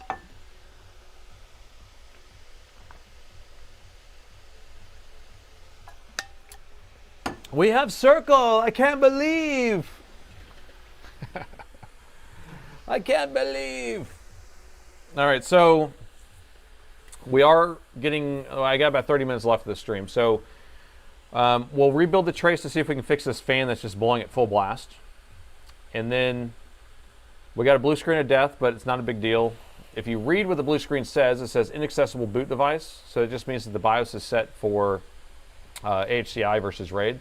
So you people who get blue screens, or now it's black screens, read the message. I get this so much that people will say, I'm getting a blue screen. I'm like, well, what does it say? And you're like, I don't know, I didn't even look. You know, so got to come over here to storage, and so it's set the RAID on, so we need to set it to, well, the trackpad's not working. So we need to set it to AHCI. Come on, baby. I can tab over to it. Almost there. Almost there. Here, I'm just gonna plug a mouse into it. Okay. Okay, so we need to set it there to HCI. So if it's on RAID, if it's on HCI and you're getting the inaccessible boot device, then put it on RAID on. And if you're doing that, vice versa, there you go. Yeah, I have a Bluetooth a USB mouse. Now we are getting a weird delay. Look at this. So we may have some other thing going on here, but it may have something to do with the fan being cranked on full blast. All right, but let's just get out of here. I can't believe it's crazy. Touchpad's not hooked up. I did hook it up, but I might have, you know, I need to take the battery out to plug those cables in better. I don't think it's overheating. This fan doesn't, we are missing one of the components that run that fan, so I don't think it's able to detect the fan properly, so therefore it's probably just running at full blast because it's safer. Yeah, this is a Logitech, well, it's a Dell mouse, but it has a unified receiver, which I just keep this off to the side. It's super easy. Then you can just plug it in and use it real quick. Ah, and we got the flickering, but the mouse is working fine now. So, didn't we just have a video with the flickering? The keyboard's not working. Now the keyboard's not working. We got flickering screen. The mouse is working, but the touchpad's not working. So, all right, let me shut this back down. I think this computer's messed up. We got it working, but at what cost? Oh my gosh, this thing's whack. See, this is what, again, it's like we spent a lot of times and we're like, oh, we got it working, and it's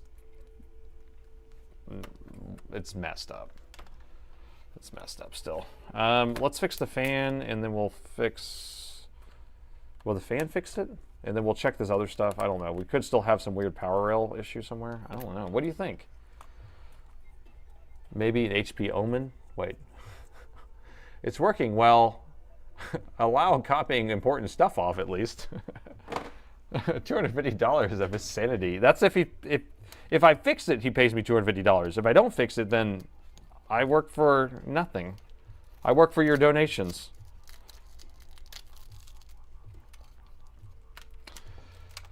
It's the Wi-Fi card. I did not put the Wi-Fi card, so it can't be the Wi-Fi card.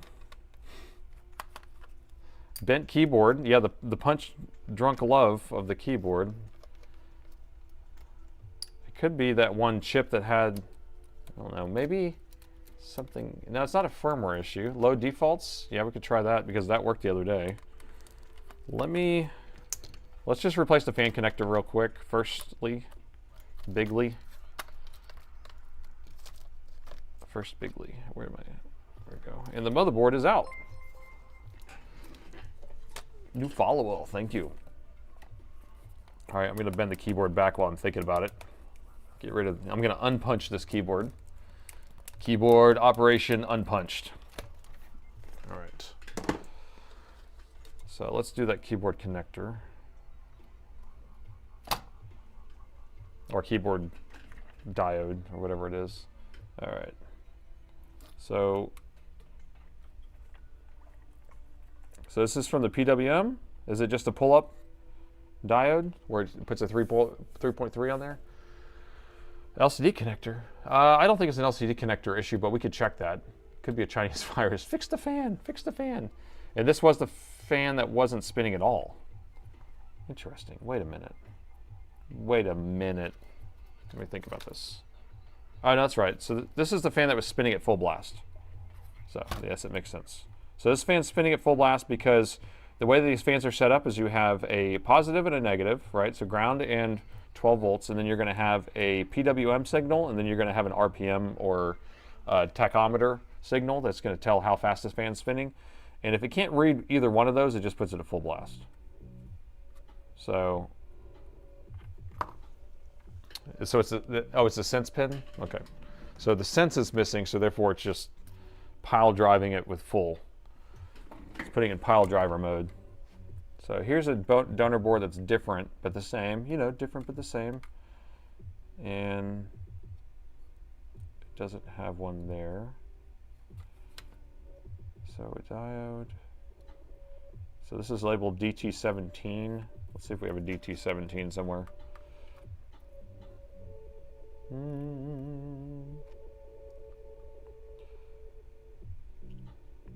I don't even know what it's supposed to be though. PWM fan.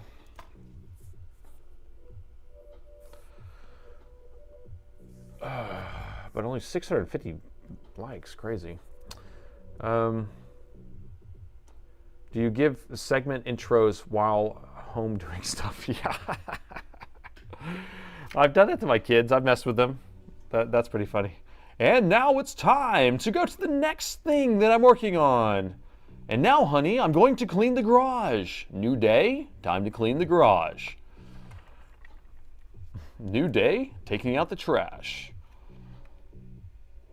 All right, what am I looking for? I'm looking for that dial. Is it a double diode? A double diode? What is it? What is it, man? The insanity.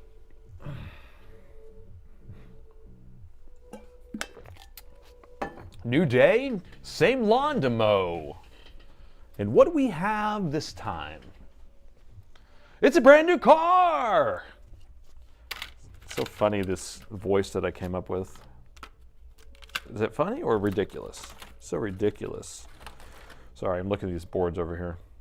You guys, can you even see me over here? I don't know if you can, but if you need me, I'll be over here. If I'm not back in 5 minutes, just wait longer. Let's see if this board has it on it.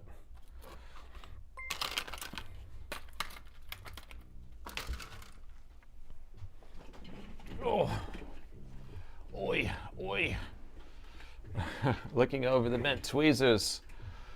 Over there. Oh, God, what is going on here?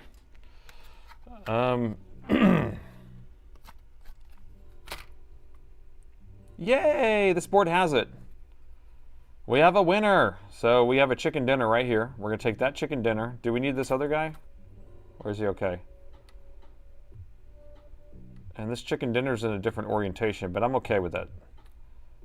All right, cool. So now we need to replace that freaking pad, man. The freaking pad.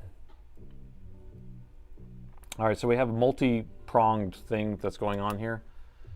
How much time do we have? We don't have much time, so we're gonna have to hurry. Okay.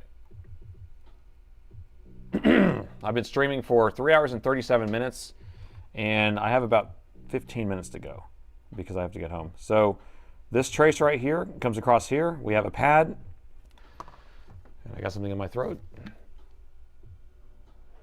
If you need me, I'll be asleep upstairs. Oh gosh. Okay, so this trace comes across here, we put a pad here, and then we have the trace that comes across here. So we need to rebuild a trace that goes from here, there, to there. And go. So we'll scrape away at this. Nice, I like what you've done there. Okay, so we'll scrape it there.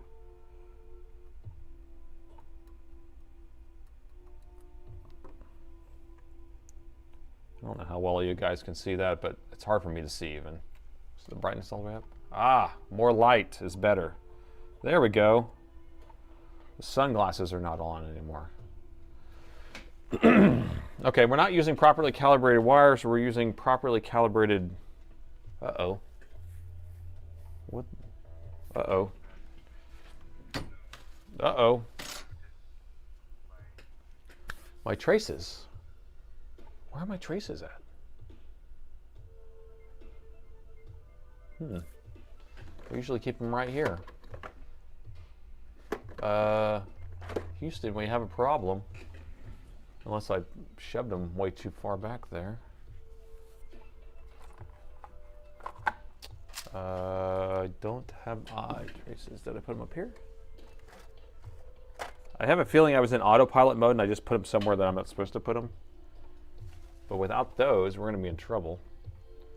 Okay, nope, we're just going to do trace wire then, I guess. Gosh. I was going to do a trace, but we're going to trace wire instead. So here's trace wire. I have a spool of it. Here, we'll do it under here. I have a spool of trace wire right here. I bought it just like this. Nah, you know what it is, right? This is a fan motor. So if you ever need good trace wire, just pull apart a fan. So this right here has really good sized wire because I bought like different rolls, so I have all different sizes of wire, but I found that my favorite trace wire is these fan motors. So, and you know who gave me this idea? It was in the stream. One of you guys in the stream were like, I was trying to find a wire, and this is what I ended up. They were like, pull apart a fan, and I was like, there you go. So you can see it's still a little bit big, but it's going to fit perfectly. That's a motor. It's inside of a motor. It's not actually a motor, but it's a brushless motor. All right. So you can see the size, because the trace I was going to use was going to be small. Look at the end of my tweezers. So sad. It's so sad, my tweezers. Why did I do that? I'm so mean to them. Okay. But so I'm just going to solder that across there to there, and then because this is just a like a simple component, it's going to be able to fit in there good. Okay. Capiche. You know what we could even do is we could probably solder this in place and then just solder it across. Yeah, that's going to be even easier. But then the fan doesn't work. Oh, you guys. You crazy, wild and crazy guys. I might just solder the stuff on there. What's the typical voltage for injection amount? So if you watch all my videos, we're never going to get above 1 volt, but you can go above 1 volt if you know what you're injecting it to.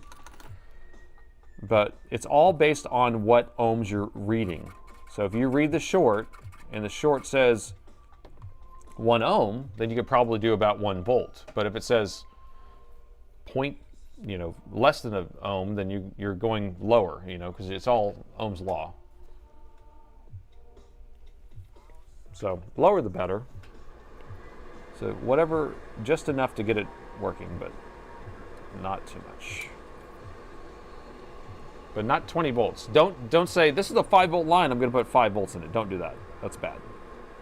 Bad news. The bad news bears. The bears. So let me see what I want to do here. The bears.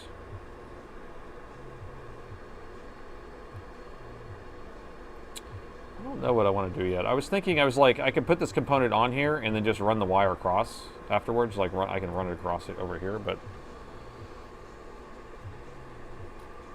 another shirt idea. New t-shirts. IXM.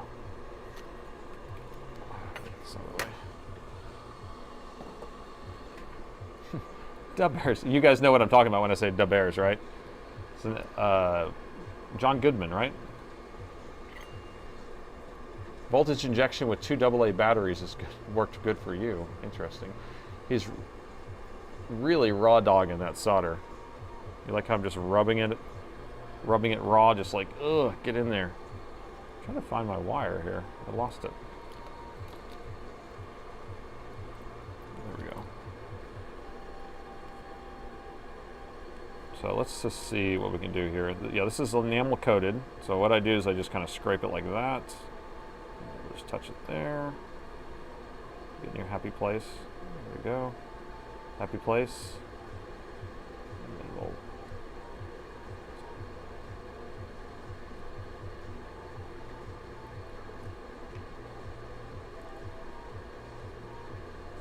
oh, almost had it. Not for a second. Let's try this again. There we go. Okay, there we go. Oh, man. Yes, it's an SNL skit. If you guys are not familiar, SNL is Saturday Night Live. It's been on for, what, 40 years or something? And I love John Goodman. He's great. Apparently he has some new show that I'm supposed to check out I haven't seen.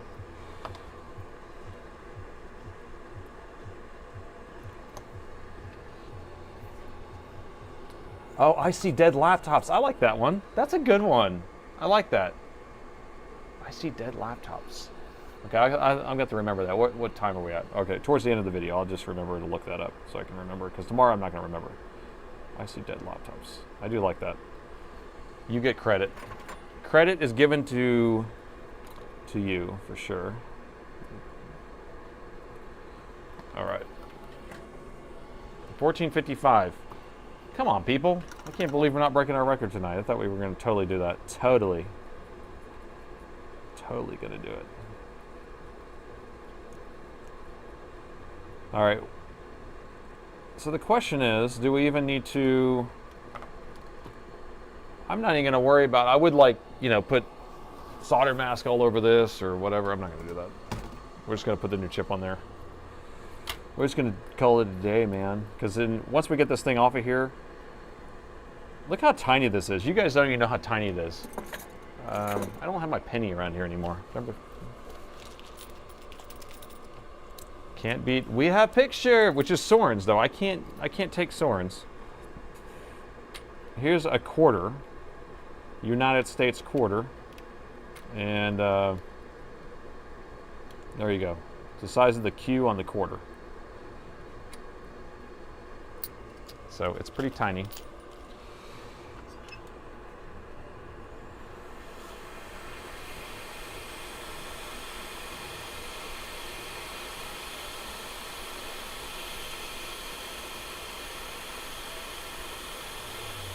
I don't want to lose this.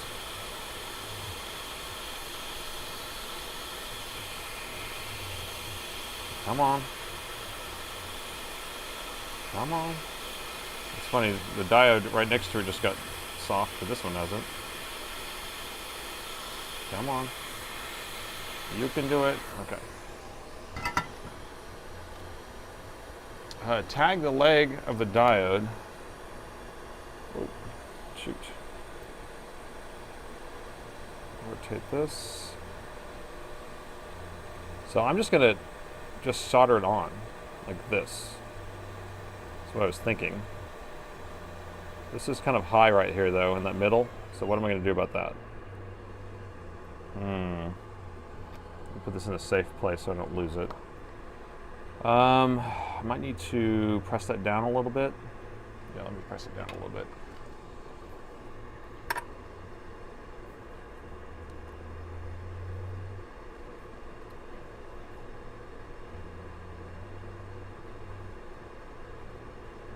There we go. Let's see if that's better. Really, only 674 likes out of 1,500 people? That's crazy. That is crazy. I'm going to flatten this out just a little bit with a grinding tool, just because I want it to be a little bit lower down, and then hopefully I don't regret this and it just rips off the board.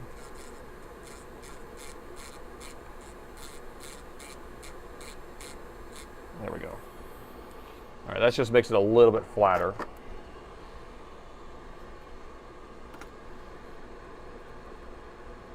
Pretty. You guys like? You like it? Well, then press the like button. You like what I'm doing? Press the subscribe button. You know what's funny is I get more unsubscribes for live streams than any other video. Isn't that crazy?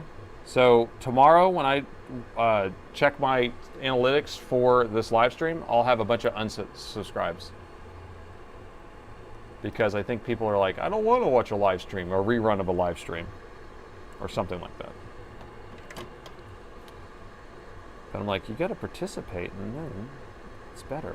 But if you watch it the next day, maybe it's not as good. But I don't mind watching live streams the next day.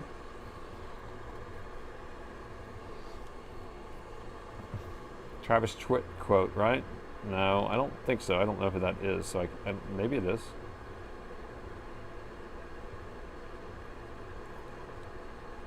I'm trying to use the soldering iron with my left hand. Not very good.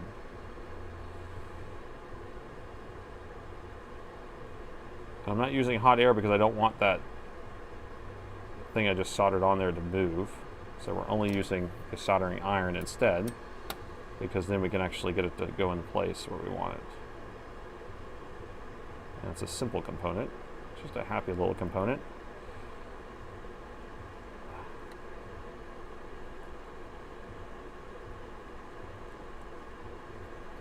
There we go, one more hit on here. Okay, not the prettiest. Almost got it. Okay. It's all good. It's all good. You guys can't even see it very well. Well, I can see it just fine. Okay. Let's clean her up. And that should fix the fan. And then we have all this other stuff going on. Flickering and keyboard and mouse not working and all that, but I don't know if that might be resolvable with something else. But I just want to see if the fan's not at full blast anymore. Right? That didn't look too bad. What do you think? Looks pretty good. Looks pretty good. Pretty good. So I'm just going to test here to, well, there, okay.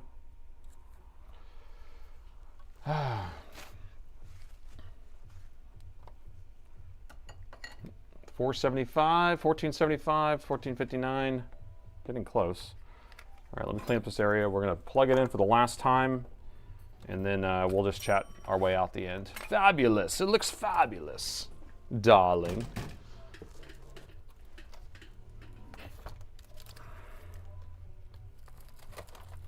Okay, actually I'm gonna unscrew this battery because then I can actually plug in these ribbon cables properly. It's hard to get the battery or the ribbon cables plugged in when the battery's plugged in or mounted in here. Excellent. Smithers, excellent. Release the hounds. What about trimming those loose traces? Trimming some traces. Are we doing some hedge trimming of some traces? Trimming the loose traces. Trimming the loose traces.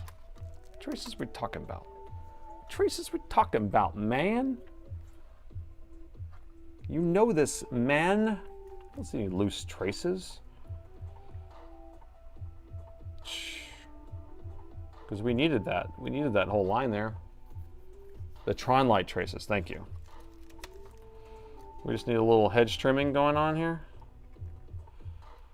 A little hedge trimmer. I don't know, because what if I want to rebuild this? I just need to put those traces back. I don't want to rebuild this though. So it automatically says I'm done with that. Yeah. Yeah. Yeah. Yeah. Yeah. Yeah. Yeah. Yeah. I concur. Concurrence is large and big. Okay, here we go.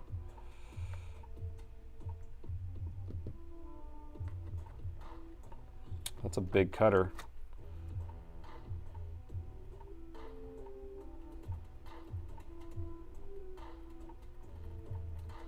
Okay.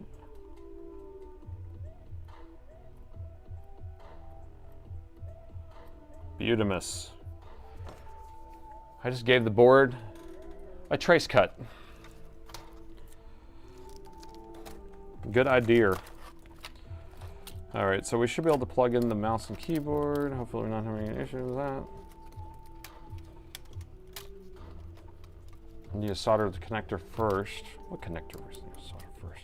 Solder no connector. What are you talking about, man? What are you talking about, man? Kapton tape under them.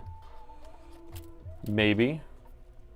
But I'm going to deal with all that stuff later. So, you know, when we're done with this, just testing this, I mean, tomorrow I'll have tons of other work I have to do to get this thing totally working. But I just want to see if we can get the fan fixed, and then we'll progressively fix all the other stuff. Or maybe the fan gets fixed, or fixes everything by doing this. I don't know.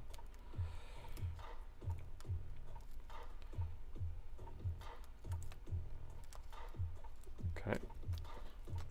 I just put a screw or two in here so it doesn't fall out. Never watched a motherboard before. Brisk before. How we got 50 plus more people, 70 likes. We only have 74 people on Twitch. Twitch doesn't like me very much anymore.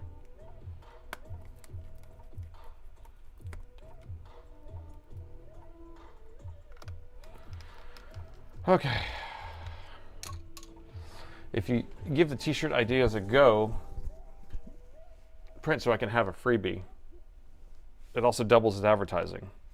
All right, I will get one ordered.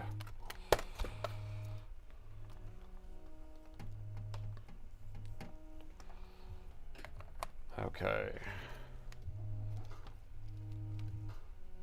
Okay, keyboard backlight's on.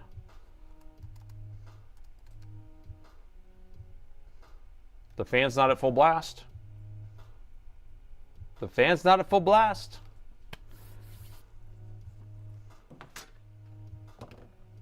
We have picture! I can't believe. So we did fix the fan issue now. So I fixed another fan. And so we got that done. I mean, I don't know how many things we're going to have to fix on this thing. It's just like, let's see if the keyboard works. The keyboard backlight went back out. I don't know if we have a... Okay, the keyboard is working. BIOS. But the keyboard backlight's not on anymore. I've seen the MCU board have an issue. The MCU board is going to be the board that the keyboard plugs into and causes other issues. I just went to the BIOS, didn't I? I don't know why it's taking so long to get into the BIOS. Oh, you saved another wrecked laptop. The customer stated that the keyboard wasn't working. Oh, okay. Well, then we may have some sort of issue with the data lines. So the keyboard is not working. Or is it? Oh, it is working. The mouse, oh, the touchpad's working now, but see, look, we have all this delay here. You see that? And I bet that's why the keyboard's not working. Because I know that if I move it, it is kind of doing stuff here. Let me go over to one of these menus here. I bet we have a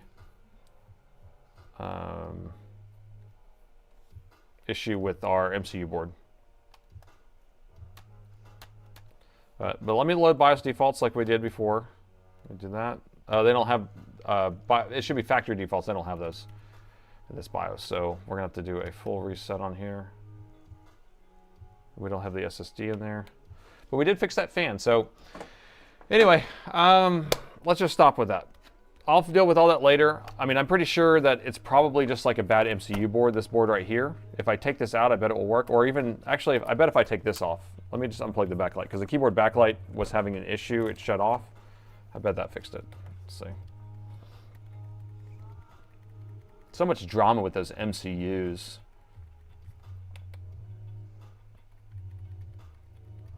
Deputy, thanks for stopping by. It's not flickering now. The keyboard's not responding again. Yeah, so there's something whack going on. This thing's all whack, yo. Yeah, so all I did is unplug the backlight on the keyboard. That's what this connector is. And the backlight usually is what the culprit is, like it starts pulling down the data line. So anyway, I bet it's a bad one of these boards. I'll probably fix that later, but anyway, we'll set this off to the side and I'll deal with that later, but we can talk for the rest of the night, which is 2 minutes, really. Oh, flickering windows. Yeah, there's flickering windows probably. Dave, thanks for changing the chat. This is kind of cool though, having this teleprompter and having the chat right here. I'm able to look right into your eyes and connect with you even better and be able to read the stuff. Will you put the original? Will the original BIOS fix the issues? Maybe. I don't know. If it comes down to that, I'll put it back on and see if it fixes it. Maybe it's because I have the wrong rebuild, but you all saw how I rebuilt that BIOS anyway. I do whatever I want. Gosh, God. Great stream. Thank you, Ian. Thanks for teaching us. No problem, no problem. You guys can ask some technical questions for the next couple minutes while I'm wrapping up. And that way I can just kind of answer those questions. And this will just be our just chatting. If you have any questions. Parts People, what kind of degrees does Parts People University issue? Nothing, I don't know. It was just a funny, I made a shirt that says that, but I'm teaching you guys how to fix your own laptop. So I've been doing that for so long, and we've been doing these videos. My YouTube channel actually has 10,000 videos. We just hit 10,000 videos, which is crazy. And most of them are just like tutorials on how to install all your parts, but then I started doing these videos, and these do way better. People enjoy these more. Why did my XPS 12 Duo screen melt all the adhesive off that's stored? I'm telling you, every single one of those laptops have that. If I had a brand new one in the warehouse, the entire box would all be melted screens like that. So yes, I've seen tons of that. And I already lost, you guys went so fast. Did you ever finish the 1991 laptop on Sunday stream? I did not. I didn't go back to it, but, well, I did look at it. The one motherboard that blew up, it was a tantalum capacitor that blew up. So that's going to be easy to replace, not a big deal. When will you get the screens in stock? So the Duos, you will never get those screens ever again, ever. So they're done. You're never going to get one of those. You're never going to be able to find one of those, ever. I have an Inspiron 7425. It told us about the webcam issue. I believe that it's a Windows problem. We'll back it up and load another OS test next week. Yes, I've seen so many issues like that. You can test it outside of Windows, test it in Linux, boot into a Linux live environment, see if the webcam works. That's another good test to do. Hey Nate, can you add your magnet cup and workstation pad links to the video description? I will, yes. And I just picked up more of these. So these are, Daryl actually bought me 2 of these, and then I just picked up some more of these. I got these on AliExpress, I think, but I think they have them on Amazon, and then I just put my stickers inside of them. So then I have them, but they are super useful. I kind of hope my daughter's laptop is a Dell laptop breaks so I can fix it. Eric, that's pretty funny that you're almost wishing it breaks so that you could fix it. Have you ever pulled a BIOS into, have you ever pulled a BIOS into a disassembler? I mean, we pull it into a hex editor, but not a disassembler. No, I'm not super familiar with disassemblers. I've only messed around with that a couple times. So Zephyr dual screen earlier today, and it was a pain. How about a follow-up on this laptop? Okay, so like on another day, like next Sunday stream, I could talk to the customer and see if they're okay with holding off or waiting for an update until then. We might be able to do that. I recently read it's easier to pick up big blobs of liquid metal with a syringe. Is that something you would do? I don't have a syringe that will do it. I've almost thought about buying a syringe of liquid metal just to squirt it into the trash, just to be able to squirt it, to suck it back up. But yes, I've heard about that. I just never been able to do it. Let's see, Encore. Let's see, fixed my Dell 600 watt amplifier. Oh my gosh. Your videos are great. I had my own PC repair business for 22 years, and I learned a lot from I still learn a lot from your streams. Long day, go home, tuck in the kids. Thank you, that is so respectful. I appreciate that. Yes, it has been a long day. Today I got to work at 8:15, so it wasn't too bad. So I've only been, let's see, 10 hours, 12 hours, 14 hours. Yeah, 14 hours I've been here. let's see. Give it sorry. You gave me the confidence to repaste my laptop's GPU. I hope I did, but hopefully it didn't end up going crazy. Oh, Daryl Flores says that these are from Amazon. So I'll put the links inside the video description when I get a chance. Will you make videos finishing this up? I'll probably won't make one finishing it up, but we can do it in another stream. Or I can maybe tomorrow do it. It's just, it depends what I do in the morning. I'll be like, oh, this is the follow-up from the stream. A lot of people don't want to go back and watch the stream. Laptoprepair.exe, that's a good one. I like that shirt idea. I have some orange mag cups. Where'd it go? This thing moves so fast. There we go. My gosh, sometimes the chat moves so fast I can't even keep up with it. I have some orange mags cups I got off of Amazon, and I can see the screws better. Yeah, that's why I put the sticker in the bottom, so I can see it, plus it's an advertisement too. The stream encouraged me to replace my bad hard drive with an SSD. Thank you so much. Long day, go home. We already said that. I fixed my laptop. God, I got so much stuff. See, now I'm like, can't even look at the teleprompter because it's way ahead, or it's way behind. And so I'm like trying to catch up here. There's the Amazon link for the Kim wipes. Premise just pasted in there. So if you guys are interested in getting some of those Kim wipes that I use to clean with, that's an updated listing, and I can update it on my links. Thanks, Premise. Thank you for the educational stream. Found a suction machine that will pick up liquid metal. You found one? Greg did?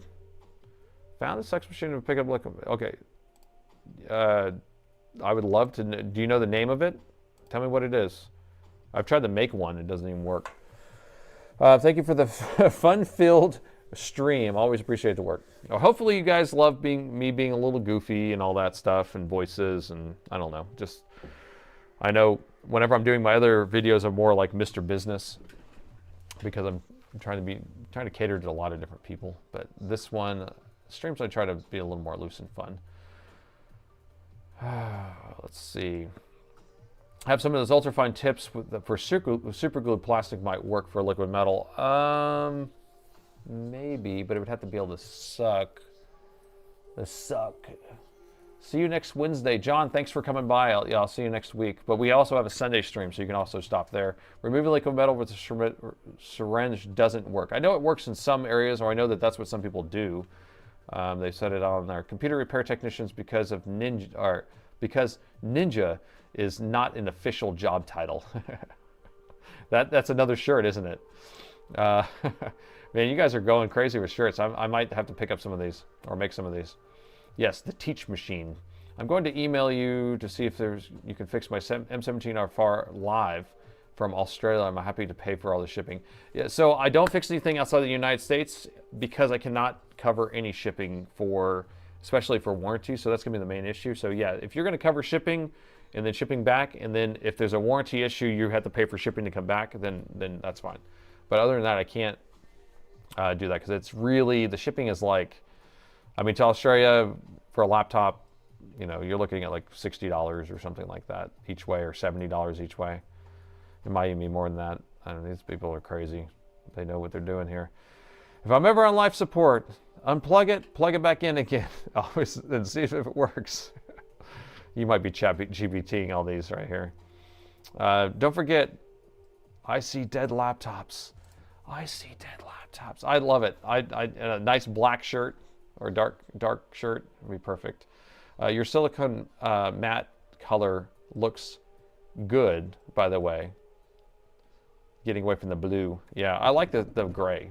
I know other people use these brighter blue ones and stuff like that. I like the gray. And then this is my desk is actually gray. It's a metal desk that's gray, and then I have this little mat that I put down that has the see-through, so you can see the gray behind it. And then I put this gray on there. So lots of gray, lots of drab. So I'm gonna email you. So yeah, let's go. That's fine. Do that. Dell laptop whispers. The Dell laptop whispers. Okay, wrapping up here. Hey Nathan, I wonder if you could help me with any ideas. The customer bought a 7410, no video, gives me an orange, 2 orange and 5.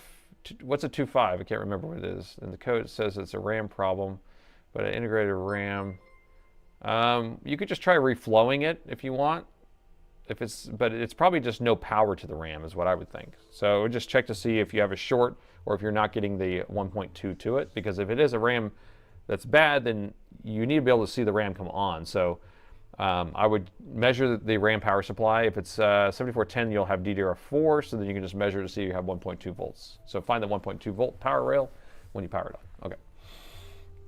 All right, last couple seconds here because I got to get home. Great stream, everyone. Okay, I used a spring-loaded solder sucker.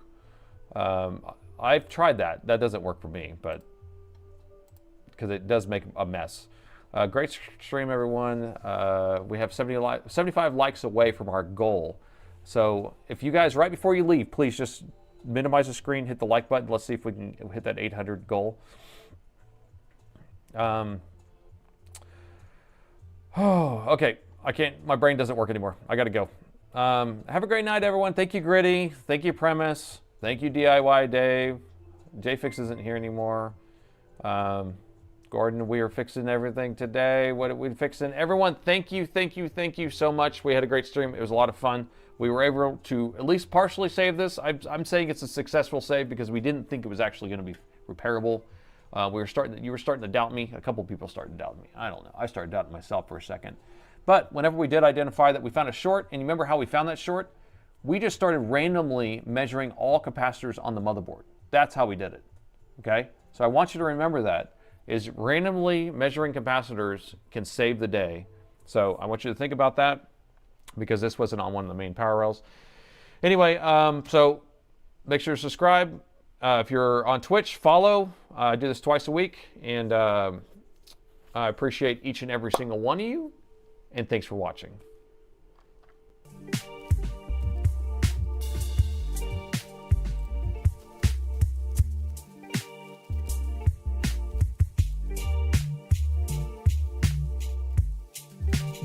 I saved another laptop!